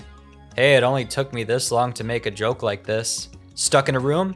Oh, press the A button to flip into 3D, and that's all you have to do, really. In this case, you have to actively hit the blocks, but the puzzle is already done at that point. Flipping to 3D was the solution. Can't bypass these thwomps? Flip to 3D. that's all you gotta do. Flipping to 3D can also be exploited to trivialize most enemy encounters since you can just walk right past them. It's not exactly like you'll miss the extra experience points that you would have gotten by fighting them. The balancing alone lets you naturally get overpowered very quickly, so I wouldn't fret about this. If flipping to 3D doesn't solve what you need it to, try pointing your cursor at the screen, because sometimes doing that will reveal something that should be there, but isn't. Between these two mechanics, you have the solution to what feels like half of the game's puzzles. If anything, this bogs down the pace because you feel like you constantly need to flip to 3D to double check each room and make sure that you didn't miss anything. In essence, this means combing over each area twice, which again only slows down the pacing. Actually navigating the 3D space itself also feels incredibly clunky. It turns each area into a linear hallway, and most enemies simply can't interact with you. The ones that do still function the same, but just in 3D. It takes the intentional and condensed level design of the 2D areas and it spreads them out in ways that don't feel natural or intuitive. As an example, let's take this room. You see this row of coins and you think, oh, well maybe if I flip to 3D I can get more out of this, because sometimes there are extra coins hiding in this dimension. And sure enough, that's the case. But when you flip to this dimension, everything is spread out in this really inconvenient and unintuitive way that makes them feel less like a reward and more like a punishment. Precise platforming is also a lot harder in 3D, due in no small part to the combination of a fixed camera perspective and the use of a D-pad in these sections. The D-pad is perfect for 2D exploration, but the moment it's used for 3D, it doesn't feel very good. The fixed camera perspective, which shifts over to the left side of the screen, also makes things more confusing and difficult to navigate, and exposes some of the less pretty aspects of this game, let's just say. If it were up to me, I wouldn't even put the camera here in the first place. Instead, I would have gone with, say, an isometric perspective, or perhaps the developers could have given you the option to adjust the camera. Maybe that's what they would have done had this been released for GameCube as originally intended. And you know, we're still not done talking about the weird quirks with this mechanic. See, only Mario is capable of using this ability, meaning that if you're playing as anyone else, you have to first switch over to Mario to then flip into 3D, to then look around and see if there's anything that you're missing, then you gotta flip back to 2D and then switch back to whoever you were playing as if you want to continue being them. Being in 3D also feels disincentivized since there's a literal timer that slowly drains while you're in this dimension. When it runs out, you take a single hit of damage, which I guess is the game's way of preventing you from spamming or something. Honestly, I think this is a terrible decision. The meter puts a lot of pressure on the player when flipping into 3D and actively discourages exploration in this dimension. When the meter is low, you have to either wait for it to slowly refill or just bite the bullet and take a hit of damage, which I often did because a single hit of damage is basically nothing in this game, even early on. Really, this meter just serves to ramp up my anxiety as I'm playing, and that's not really a good feeling. The ever-present nature of this ticking meter just exemplifies how much I dread flipping to 3D. To me, this mechanic consistently manages to slow the game's pace at nearly every turn, and with it being so integral to the game and its design, that's really unfortunate. The developers struggled to find interesting ways to use this mechanic in combat, with the first boss being pathetically simple, and is also the only boss that explicitly requires you to use this ability in the first place. A lot of this boss fight consists of just waiting around until you finally have the opportunity to do something. You have to flip to 3D to dodge Fractale's attack and jump on him so that you can deal damage. Not only is this incredibly straightforward and not very difficult to pull off, but Tippy will just straight up tell you to do this right before you're supposed to. So, I mean, there goes the notion of this being a puzzle solving tool. I truly think that the 3D flipping mechanic hurts the game far more than it helps it, which is a real shame because conceptually it's really interesting and probably could have been used in some unique and creative ways, but how exactly? Well, if you're a Super Paper Mario diehard, what I'm about to say might ruffle some feathers, but here goes. Either the game should have stayed a 2D action RPG and removed this mechanic altogether, or it should have kept the mechanic and brought back and integrated it with turn-based battles. If I haven't already, I should make it clear that I don't need turn-based battles in my Paper Mario games. I just need combat to be fun and enjoyable, whatever form it takes, with a good sense of progression and for that combat to complement the experience overall. I suggest turn-based battles because I believe the 3D flip mechanic could have had a lot more utility in this setting. If utilized correctly, it could have added some spice to the battles that we're all familiar with. I'm getting a bit ahead of myself, but for just a dashel of inspiration, let's look ahead to Paper Mario: The Origami King, which heavily relies on the placement of enemies, as that's an element that you as the player are able to control. Well, what if we took something similar to that, and here you could adjust which dimension you're currently in, actively choosing between 2D and 3D, and in doing so, that would change enemy placement. All of a sudden, you have to make a strategic choice. Maybe at the start, it's as simple as flipping between 2D and 3D, but then later on, you can also adjust, say, camera angles. Maybe choosing to swing the camera to the left or get an overhead view. You could even take the idea of flipping to 3D as a thing that requires a timer and integrate that into battles, with it maybe opening you up to some more combat options, with you perhaps being limited with how many turns you're able to change dimensions for. If I had it my way, I'd make this game entirely playable in 3D, and condensing things to 2D would be the gimmick. You could even experiment with some superliminal-esque perspective shifting. Either way, you'd still have an underlying system with a similar degree of depth to Paper Mario: The Thousand Year Door, but this system could complement it. This would also give you more to think about when exploring the overworld, and there's two ways that I think we could have handled it. Option 1. Whichever state the world is in, be it 2D or 3D, that's the same state you'd be in when you enter a battle. Option 2 is to have 2D exploration and combat be about the same as it currently is, but then interacting with an enemy in 3D would take you to a turn-based battle instead of you just quickly dispatching them. Maybe enemies in 2D would be pretty easy, but not give you a whole lot in terms of experience points. But in 3D, they would, because you'd have to engage them in a turn-based battle and actively use up some of your resources. There's also this idea of perhaps changing enemy behavior depending on which dimension you're in, and keeping the idea of having some enemies that function exclusively in one dimension over the other, or perhaps you could retain the idea that some enemies also switch dimensions and follow along with you. Also, let's get rid of Mario being the only character that can flip to 3D in the overworld. There's probably a lot more you could do with this mechanic in a battle setting, but at the very least, I hope this goes to show that the way it currently is could have been a lot better. So this now brings us to overworld exploration. Some levels are pretty enjoyable to explore, but others can drag. The previous Paper Mario games admittedly weren't the best in terms of their dungeon type areas, which paled in comparison to, say, the average 3D Zelda dungeon, but varied up the objectives enough to keep things at least somewhat interesting in between battles. Super lacks the cohesive level design that existed in the first two games. The final areas that you visit in each chapter just don't get enough time to be as intricately designed. See, the game decided to split each chapter into 4 distinct parts, each separated by a hyphen or dash, likely as an homage to how levels are named in the platforming games. And it's cute, but in separating chapters like this, they feel a lot more fragmented. Chapters don't flow as naturally as they would in a traditional Paper Mario game because they don't connect seamlessly like they did anymore. Each section of the chapter has to be self-contained. But Super Paper Mario is also missing the kind of level design that made platforming Mario so enjoyable in the first place.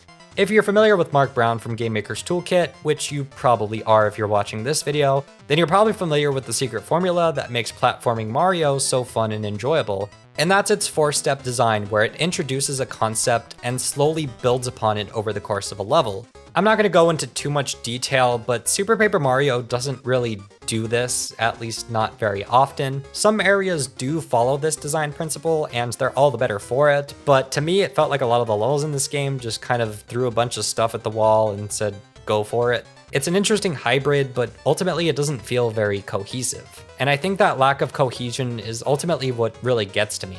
As much as the backtracking in the Thousand Year Door irritated me, I at least appreciated the fact that each chapter was a seamlessly connected area that had a distinct flow to it. And when it wasn't annoying, I liked that I could return to earlier areas of the chapter. And while you could argue that this simplicity is likely a better fit for a game that's primarily played in 2D, I can't help but feel that the game would have been better with less of these doors and more areas that encourage thorough exploration, rather than being a series of hallways that occasionally ask you to look for a key or solve a basic puzzle. I'd say the trek up the big hollowed out tree in Chapter 3-3 is probably the closest the game comes to this style of design, and I wish there was more of this. If it were up to me designing this game, I think what I would have done is had the first 3 levels of any chapter be more like traditional Mario levels. Introduce unique concepts, build upon them, move on. And then eventually we get to the fourth section, which is a culmination of all of these ideas introduced into a more labyrinthian sort of Zelda dungeon slash Metroidvania-esque type of area.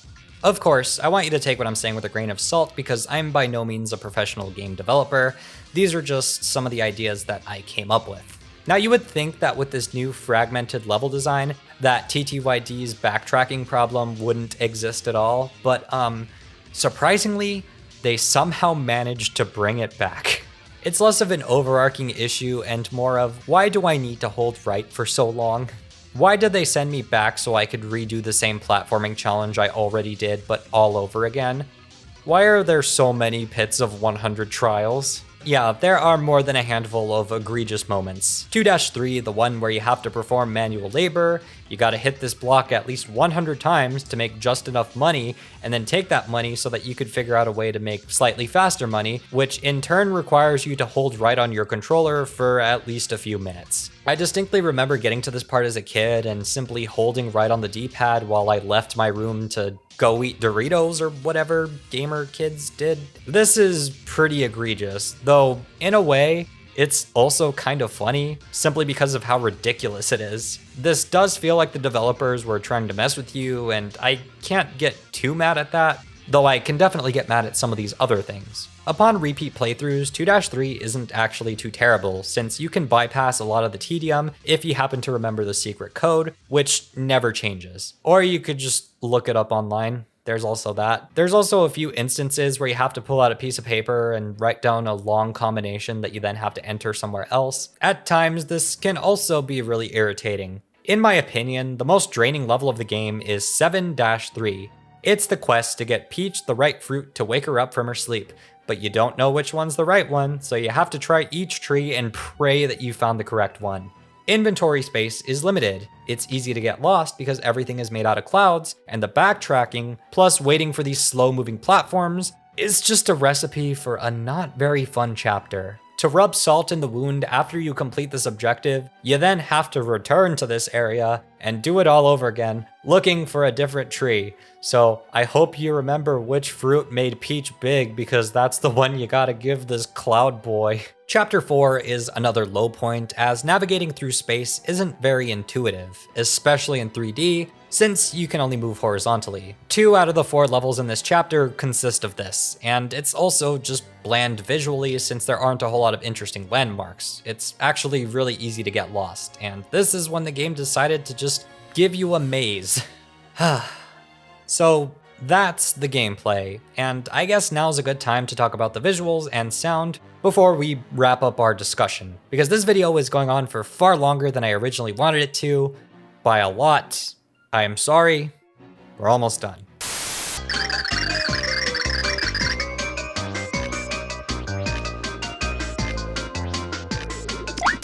Visually speaking, the game looks pretty solid.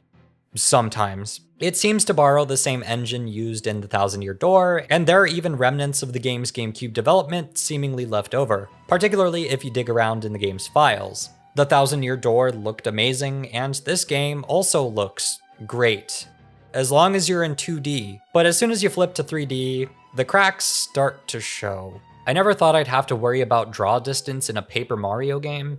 In enclosed spaces, the right side, which is where the player would be looking in from, is just a bunch of darkness, and this one detail kind of pulls me out of the game. It makes these environments look unfinished. There's also the fact that just about every area you visit is a blocky hallway, and it makes it harder to believe that this is a cohesive and lived-in world. Or series of worlds, I should say. The whole conceit is that you're traveling to different dimensions, and to access each chapter, you enter a door, which further sacrifices the feeling of a cohesive world, though I can at least forgive this since the game provides an in-universe explanation for why you have to do this. Flip side, this game's replacement for Toad Town or Rogueport is visually distinct, but feels weirdly claustrophobic. The elevators were a cool idea, waiting for them, not so much. Nevertheless, I have to give the developers props for creating something that looks so visually distinct, residents included. Ah, yes, so all of the original characters in this title have a visual style distinct to this game, which is to say, Everyone is made out of basic geometric shapes. To some, this is somewhat off-putting, but I don't know, I didn't mind it. It's something different, and it'll at the very least do its part to help this game age pretty gracefully. I'm just glad that there are original characters at all, and only a single Toad to be found. You could argue that there was a missed opportunity, however, seeing as each chapter shares a largely similar visual style. Interdimensional travel is the cohesive glue tying everything together, but aside from maybe chapter 3, the Bitlands, each chapter looks like it's part of the same universe. It feels like they could have played around more with the different styles to each dimension. Something like that one random Van Gogh-esque level in New Super Mario Bros. U, or the crayon style of Yoshi's Island. The paper aspect also feels kind of weird in its implementation. A few details aside, it feels less like the characters are made of paper, and more like they're NPCs in a computer simulation or something. A lot of subtle design choices seem to imply this. The geometric designs of characters, the arrow cursor that allows Mario to flip to 3D, the math equations floating in the sky in World 1. Hey, what was up with that?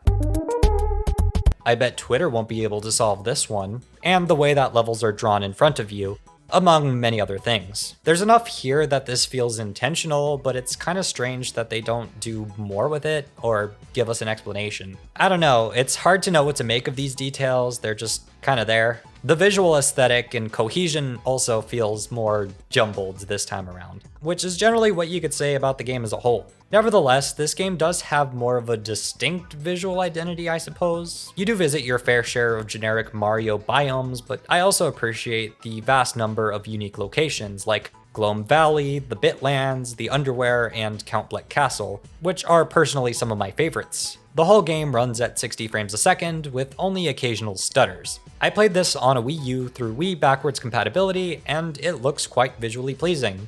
This is definitely a game that benefits a lot from being played on Dolphin at higher resolutions, especially when you install a texture pack. The one that I'm showing off here works great, though sadly it was never finished, but it does improve the quality of a lot of the assets, the UI especially. While it is unfinished, this is likely how I'm going to be playing the game going forward. If you're interested in completing this texture pack, or perhaps trying to make one of your own, that would be pretty rad. You should. Unless there is a complete texture pack out there somewhere that I'm not aware of. Do let me know in the comments below. So we have a pretty flawed gameplay experience mixed with a really good story and nice visuals. I've been really critical up to this point, but before we finish, I want to give this game the praise that it rightfully deserves in at least one more category, and that would be the soundtrack.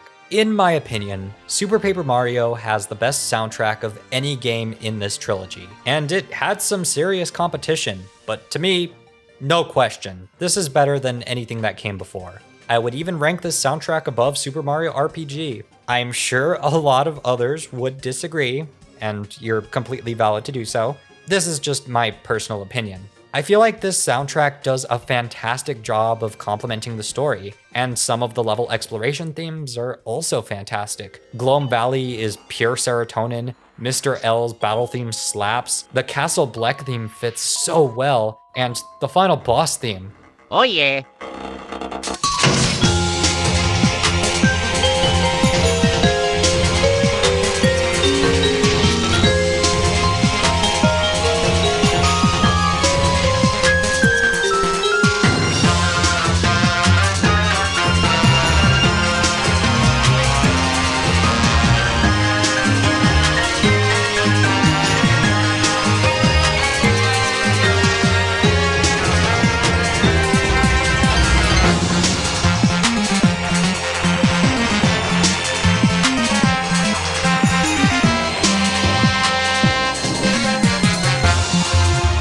It's so good! This soundtrack is also able to effectively evoke a wide range of emotions. The way the Flashback theme starts off simple, but becomes more complex as it goes. The way the Destroyed Sammer Kingdom theme instills pure dread. Plus the River of Twigs theme, which I hate, but like, in a good way. So now I'm going to go ahead and do the thing that I've been doing in these videos and play some of my favorite tracks. Feel free to skip to this time code if you just want to wrap up this discussion and get it over with.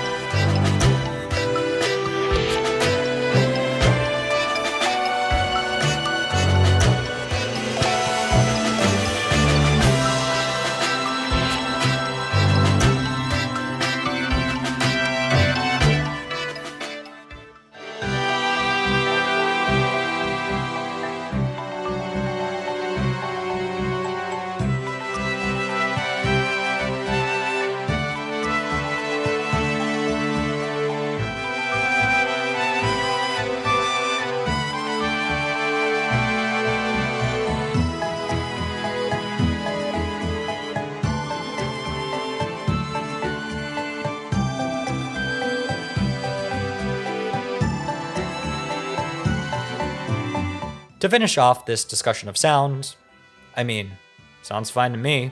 Funnily enough, a lot of this game's sound effects are reused from TTYD, so how I felt about that game basically applies here, mostly. This meter is the bane of my existence, and the sounds that it makes, no, stop it. I do not like this. Lastly, we should talk about the post-game, which this game certainly has. Heed my warning. Don't even bother attempting to 100% this game, because frankly, it will drive you insane. You've got some cute interactions with various characters, and it's nice to check in on them after the credits roll, but the real meat of the post-game is the minigame collection. Okay, not exactly, you could actually access that earlier. The real meat are the various challenges that you can participate in. The first one we'll talk about is the Sammer Kingdom, which, hey, it's back. And you can participate in the tournament from that chapter proper. All 100 battles. And you have to start from the beginning. Oh. The reward at the end is a series of catch cards of all the partners from TTYD, which is cool. I haven't forgotten about you, Vivian. No, I haven't. Although, it feels like there's someone else that I am forgetting to mention. If you want the original cast from Paper Mario 64, you're gonna have to go to the flop side pit of 100 Trials, which is a lot like what it sounds like, only adapted to suit this game's style of gameplay. That's cool, I guess. It's another relentless and honestly tedious round of the same thing over and over again. Oh, what's that? There's more. Okay, so you have a flip side pit of 100 Trials and a flop side pit of 100 Trials, which is indeed basically the exact same thing. But wait, there's still more, because after you complete the flop side pit, the game just asks you to do it again. So if I'm piecing all of this together correctly, there are 400 of these individual combat challenges that are necessary for 100% completion. And that doesn't even account for finding all the catch cards and doing whatever other quests are in the game, like this one fetch quest that you gotta do to unlock this pixel. No. I'm done. I'm not doing this. Oh, no.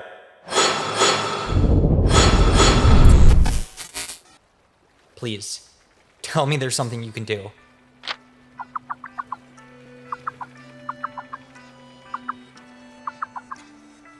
I would never do something like that.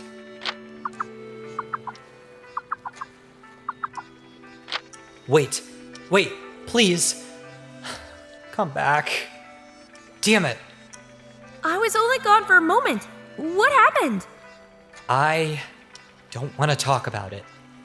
I don't want to talk to you either. And you're the whole reason this is happening to me in the first place. JJ. I'm sorry. I didn't mean that. There's something sinister about this form. It's changing who I am. My memories keep fading. I think I'm losing myself. And now there's nothing we could do because we just lost contact with the only being who can help us. No, there's still hope. Waka comes from the paper universe, right? Well, I found this book. Paper Mario Retrospective. That's a interesting name for a book. Huh. My memories are pretty hazy, but I remember playing these games. How exactly does this help us? Do they make you happy? Yeah, I'd say so. I used to love them. Good, because that might just be the key. I promise. I'll make things right.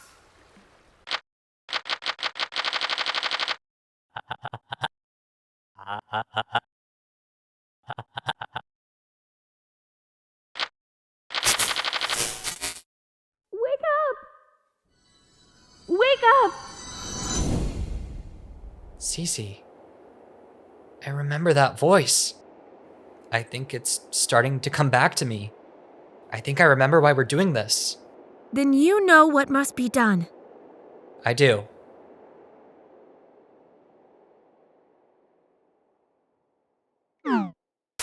Super Paper Mario is a game unlike any other.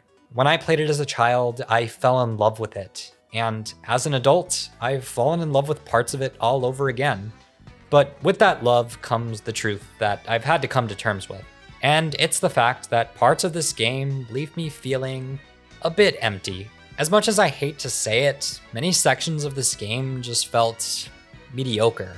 I appreciate experimentation wherever it was, and the developers definitely tried a lot of things with this one. Some sections were incredibly enjoyable and fun to play through, but generally speaking, that wasn't the norm. For the vast majority of the game, my experience felt pretty passive, though I will concede that sometimes the mediocre gameplay was used in an effective way to benefit the story. But while things like Samur Kingdom are pretty excusable, that can only apply under so many instances. On the whole, I wouldn't say that I hate the moment-to-moment gameplay, it's just, again, it could have been so much more. I could have gone further in depth and nitpicked a lot more, but I think generally speaking, my points stand. As such, my feelings on the game are a bit more conflicted. I definitely had my fair share of issues with Paper Mario: The Thousand Year Door, but I don't think there was enough there to really detract from my opinions overall. The annoying stuff was annoying, but I'd still say that that game is worth calling a masterpiece. But then we get to Super, and it has an incredible story and a fantastic soundtrack, but it also has decent gameplay. Interestingly, Mario is the poster child for prioritizing gameplay at the cost of not putting a lot of effort into its story. So the fact that this game exists in its current form is incredibly fascinating. In an ideal world, I would love it if this game could get a remake, because there is a lot of potential to make this a truly fantastic game. Plus, the game deserves to be playable on a modern console. If you want to play this game today, well, it was originally released on Wii, and is also playable on Wii U. It was even added to the Wii U eShop, which, bad timing. Aside from being on a now defunct digital storefront, the game has never been re-released. Emulation is probably the best way to go. Nintendo, please bring this game back. Sadly, I don't think that day will ever come. But if by some miracle we get the fabled classic trilogy pack for the Switch, there would likely be improvements to the controls, which is always appreciated. Having access to an analog stick in conjunction with the D-pad plus extra buttons would work wonders for this game. That alone would make a pretty big difference, though it still wouldn't address my bigger issues with the game. All of these games deserve remasters, but sadly, none of them have it. We have the game that we have, and that's what we're judging. All in all, I'd say that Super Paper Mario is absolutely still worth loving. And if you shove parts of it into a corner and don't look at them, you could say that this game is a masterpiece. I myself love this game. A lot. Flaws and all. Nostalgia be damned. It's an enigma, a truly bizarre creation that's unlike anything else I've ever experienced. And on those merits alone, it's worthy of a spotlight. I mean, I've talked for well over an hour, probably closer to 2 at this point, about this game. And I've done so for a very specific reason, because the game warrants this kind of in-depth analysis. While it does deviate quite heavily from the previous 2 titles in the series, it still weirdly fits in among them as this weird and unconventional conclusion to what is essentially the Paper Mario trilogy. The first Paper Mario trilogy, at least. Sure, this game won't appeal to everyone, and I'm not sure that I can truly convince the turn-based diehards to give this game a shot, especially when the combat in this title falls flat. But there are so many other parts of this game worth falling in love with. I know I've spoiled everything here, but even so, how many games can say that they have a section with bad or tedious gameplay that actively contributes to its story? Aside from, like, Undertale. How many games can make you laugh your ass off and also cry? Okay, also Undertale, but if a game can bring me to the verge of tears, then it has to at least have done something right. The cult following this game has is pretty special, and there are an abundance of really interesting fan creations, including a whole ass musical over on Man on the Internet's channel, essentially adding lyrics to the fantastic soundtrack which this game has, and these are really impressive. Plus lore and icebergs and an interesting speedrunning scene that has a whole 2-hour-long documentary dedicated to it, and I watched the whole thing and it was goddamn fascinating. If you're a Super Paper Mario mega fan, you've probably seen at least some of this content. It just goes to show how impactful this game is, even in its currently very flawed form. Super Paper Mario might be the weakest overall of the trilogy, based on what I had to say about it at least, and in my opinion, but it absolutely still deserves its spot in that trilogy, and I can easily understand any of these games being someone's favorite. So with that, we've completed our discussion on the first half of the Paper Mario series. And before we move on, it's probably good to recap this trilogy. Paper Mario for the Nintendo 64, S tier, boom. It took the core ideas found in Super Mario RPG and added its own little spin on the formula, creating this new series and being a cute and cozy, well-rounded experience that it's hard to go wrong with. You kind of have to be a sadistic asshole to want to look at this game and kick it like a puppy, so don't. Paper Mario: The Thousand Year Door took the first game's formula and damn near perfected it. Annoying backtracking aside, it presents the best combat of any title in the trilogy and has a plethora of unique characters, chapters, themes, and concepts. Also S tier. And at last, we have Super Paper Mario, the unconventional third game that took things in a drastically different direction, taking some bold new risks. While many of those risks don't pay off, the ones that do excel at what they're there to do. And out of it, we got the best story ever told in a Mario game. Something not very difficult to do, but still impressive nonetheless. For me, this one goes in the A tier. Really, it's the story and the music that's pulling its weight here. If the story didn't work as well as it does, this would be in C tier. Boy, I can't wait to see where the next 3 games end up. I truly love all 3 of these games, and I'm so happy that I got to play and talk about them with you. So, with all of this information equipped, we can march forth to the second Paper Mario trilogy, as soon as that third paper heart shows up. And there it is. Cece, I'm feeling pretty good, but, well, I'm kind of worried too. If the paper hearts come from love, how am I supposed to get a paper heart talking about Paper Mario's sticker star? JJ, I'm sorry. You don't owe me an apology. You've done so much to help me. JJ, we need to hatch the egg now. Now? But we're still missing 3 hearts. Wait, are you serious? Do you really think that'll work? It's the only way. If you stay in this form any longer, you'll fade away. The yellow heart will keep your life force stable, at least for a while. Long enough to complete our mission. Do you really think we can do it? Let's just say, if we go to my house after this, I think I have something that can help us out. It's not likely, but it's possible. When we get there, I'll answer all of your questions. But we have to do this now. Okay, let's do this. You got it.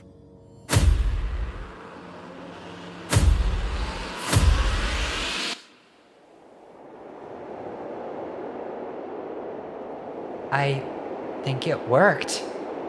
I'm inside the egg. Cece, are you seeing this? Something doesn't feel right.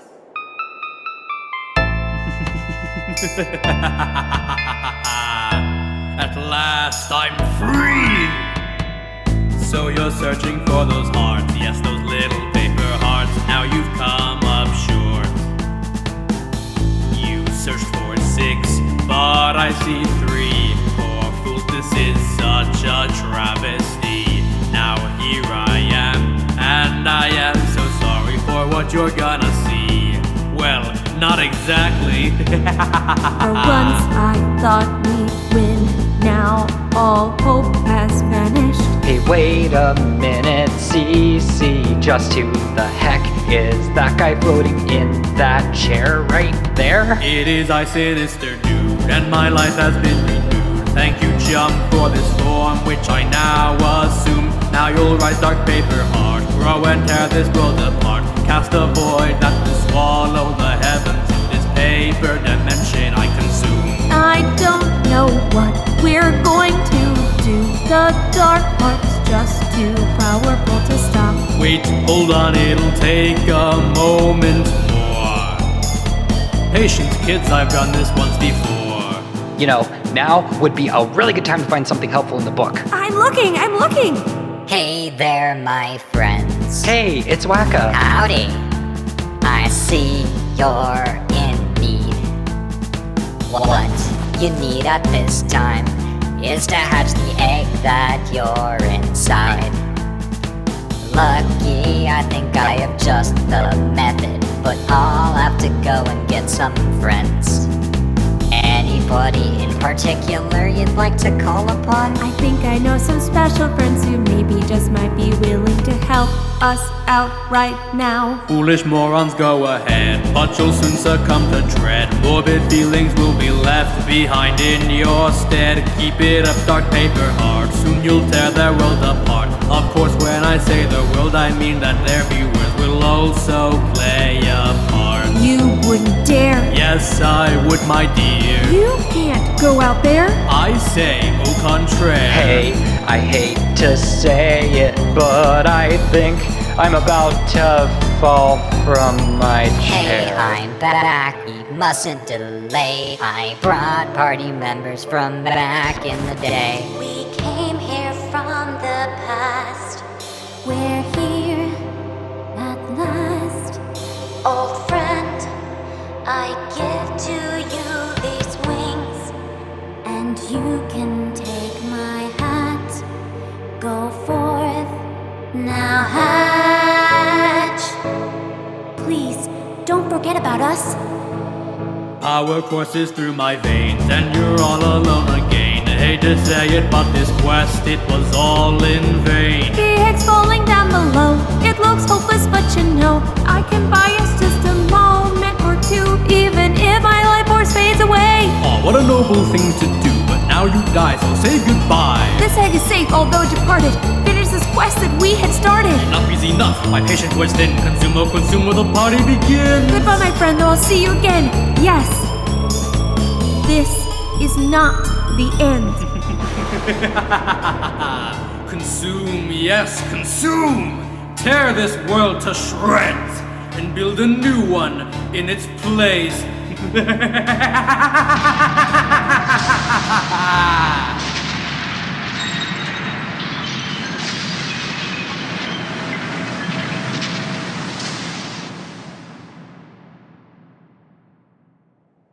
Ugh. Where am I? Why is the ground so crunchy? Wait. That's not the ground. That's the egg. I'm hatched. I feel different. Cece, I wish you were here to see this. I promise. I will figure out a way to get out of here, and I'm gonna finish what we started. Hi everyone. Thank you so much for watching this video where I rambled on and on for a very long time. So there's a big elephant in the room, but before we can address that, I would first like to give a massive thanks and shout outs to all of the amazing contributors lending their voice to the song that you just heard. And there they all are on the screen right now. I'm really grateful to have had the opportunity to collaborate with everyone, and they all really made this song something special. So if you want to show them some love and support, I'll have links to their socials down below. You can also find a link below to an upload of the song by itself, as well as the instrumental over on my music channel. I'd also like to give a special thanks to my patrons. More on how you can get your name featured in my videos in a moment. Let's address the elephant in the room. So, surprise, this is the new me. Indeed, I am one of the Alphabet Mafia, the first and fourth letter to be precise. No, this isn't a joke or a bit. This character that you've gotten used to if you've been watching the channel for a while is not a true reflection of who I am. I wasn't planning on making this an announcement in the first place. I kind of wanted to just silently rebrand, but after the algorithm decided to get some eyes looking at my channel, I figured this acknowledgement would be necessary in order to avoid confusion going forward. and in its place will most likely come some transphobic comments, but oh well.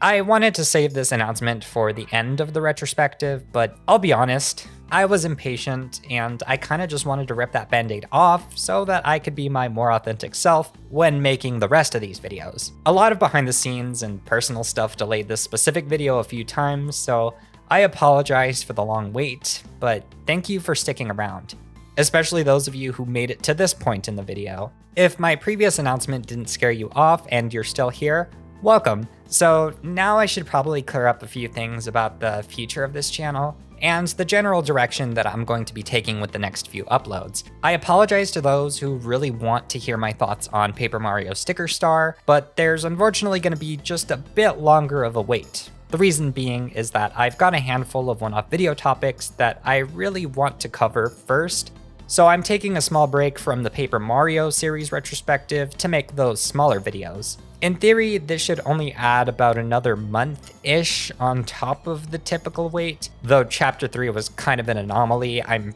really sorry about that wait. I think this brief break with the Paper Mario videos is necessary for me to not get burned out, and I would also like some time to hone my new voice and slightly new presentation style. Yeah, if you stick around for the next few videos, you'll get a chance to become acquainted with my new Sona, or avatar, whatever the word you want to use to describe my new character is. I absolutely love the way that she looks, and she was brought to life by Master Kahlua, the same person behind the awesome Paper Mario 64 texture pack that I mentioned back in Chapter 1. Links to go and support him will be in the description below. He's also got a Fiverr. I feel like I should probably say more, especially since I've come out as a member of a group that inherently draws a lot of controversy just for existing, but I'll save the bulk of that discussion for another time. I may end up doing a live stream or a separate video in the future to address this in more detail, but yeah, if the recent Mr. Beast controversy is anything to go off of, I'm not expecting this reveal to go over well with everyone in my audience. Although most of the positive comments in the 1,000-Year Door video did give me some hope. As of my recording this, I have no idea how this is going to play out. So if you want to help me offset some of the potential negative effects that this announcement may have on the channel, you can click that link below and join my Patreon. If you want.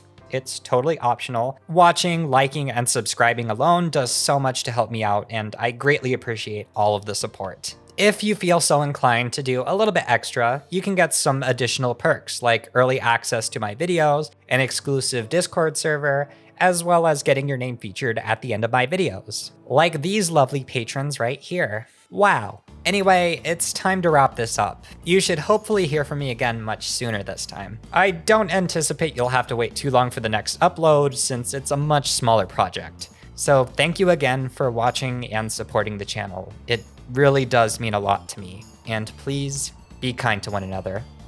May we meet again in another time and place.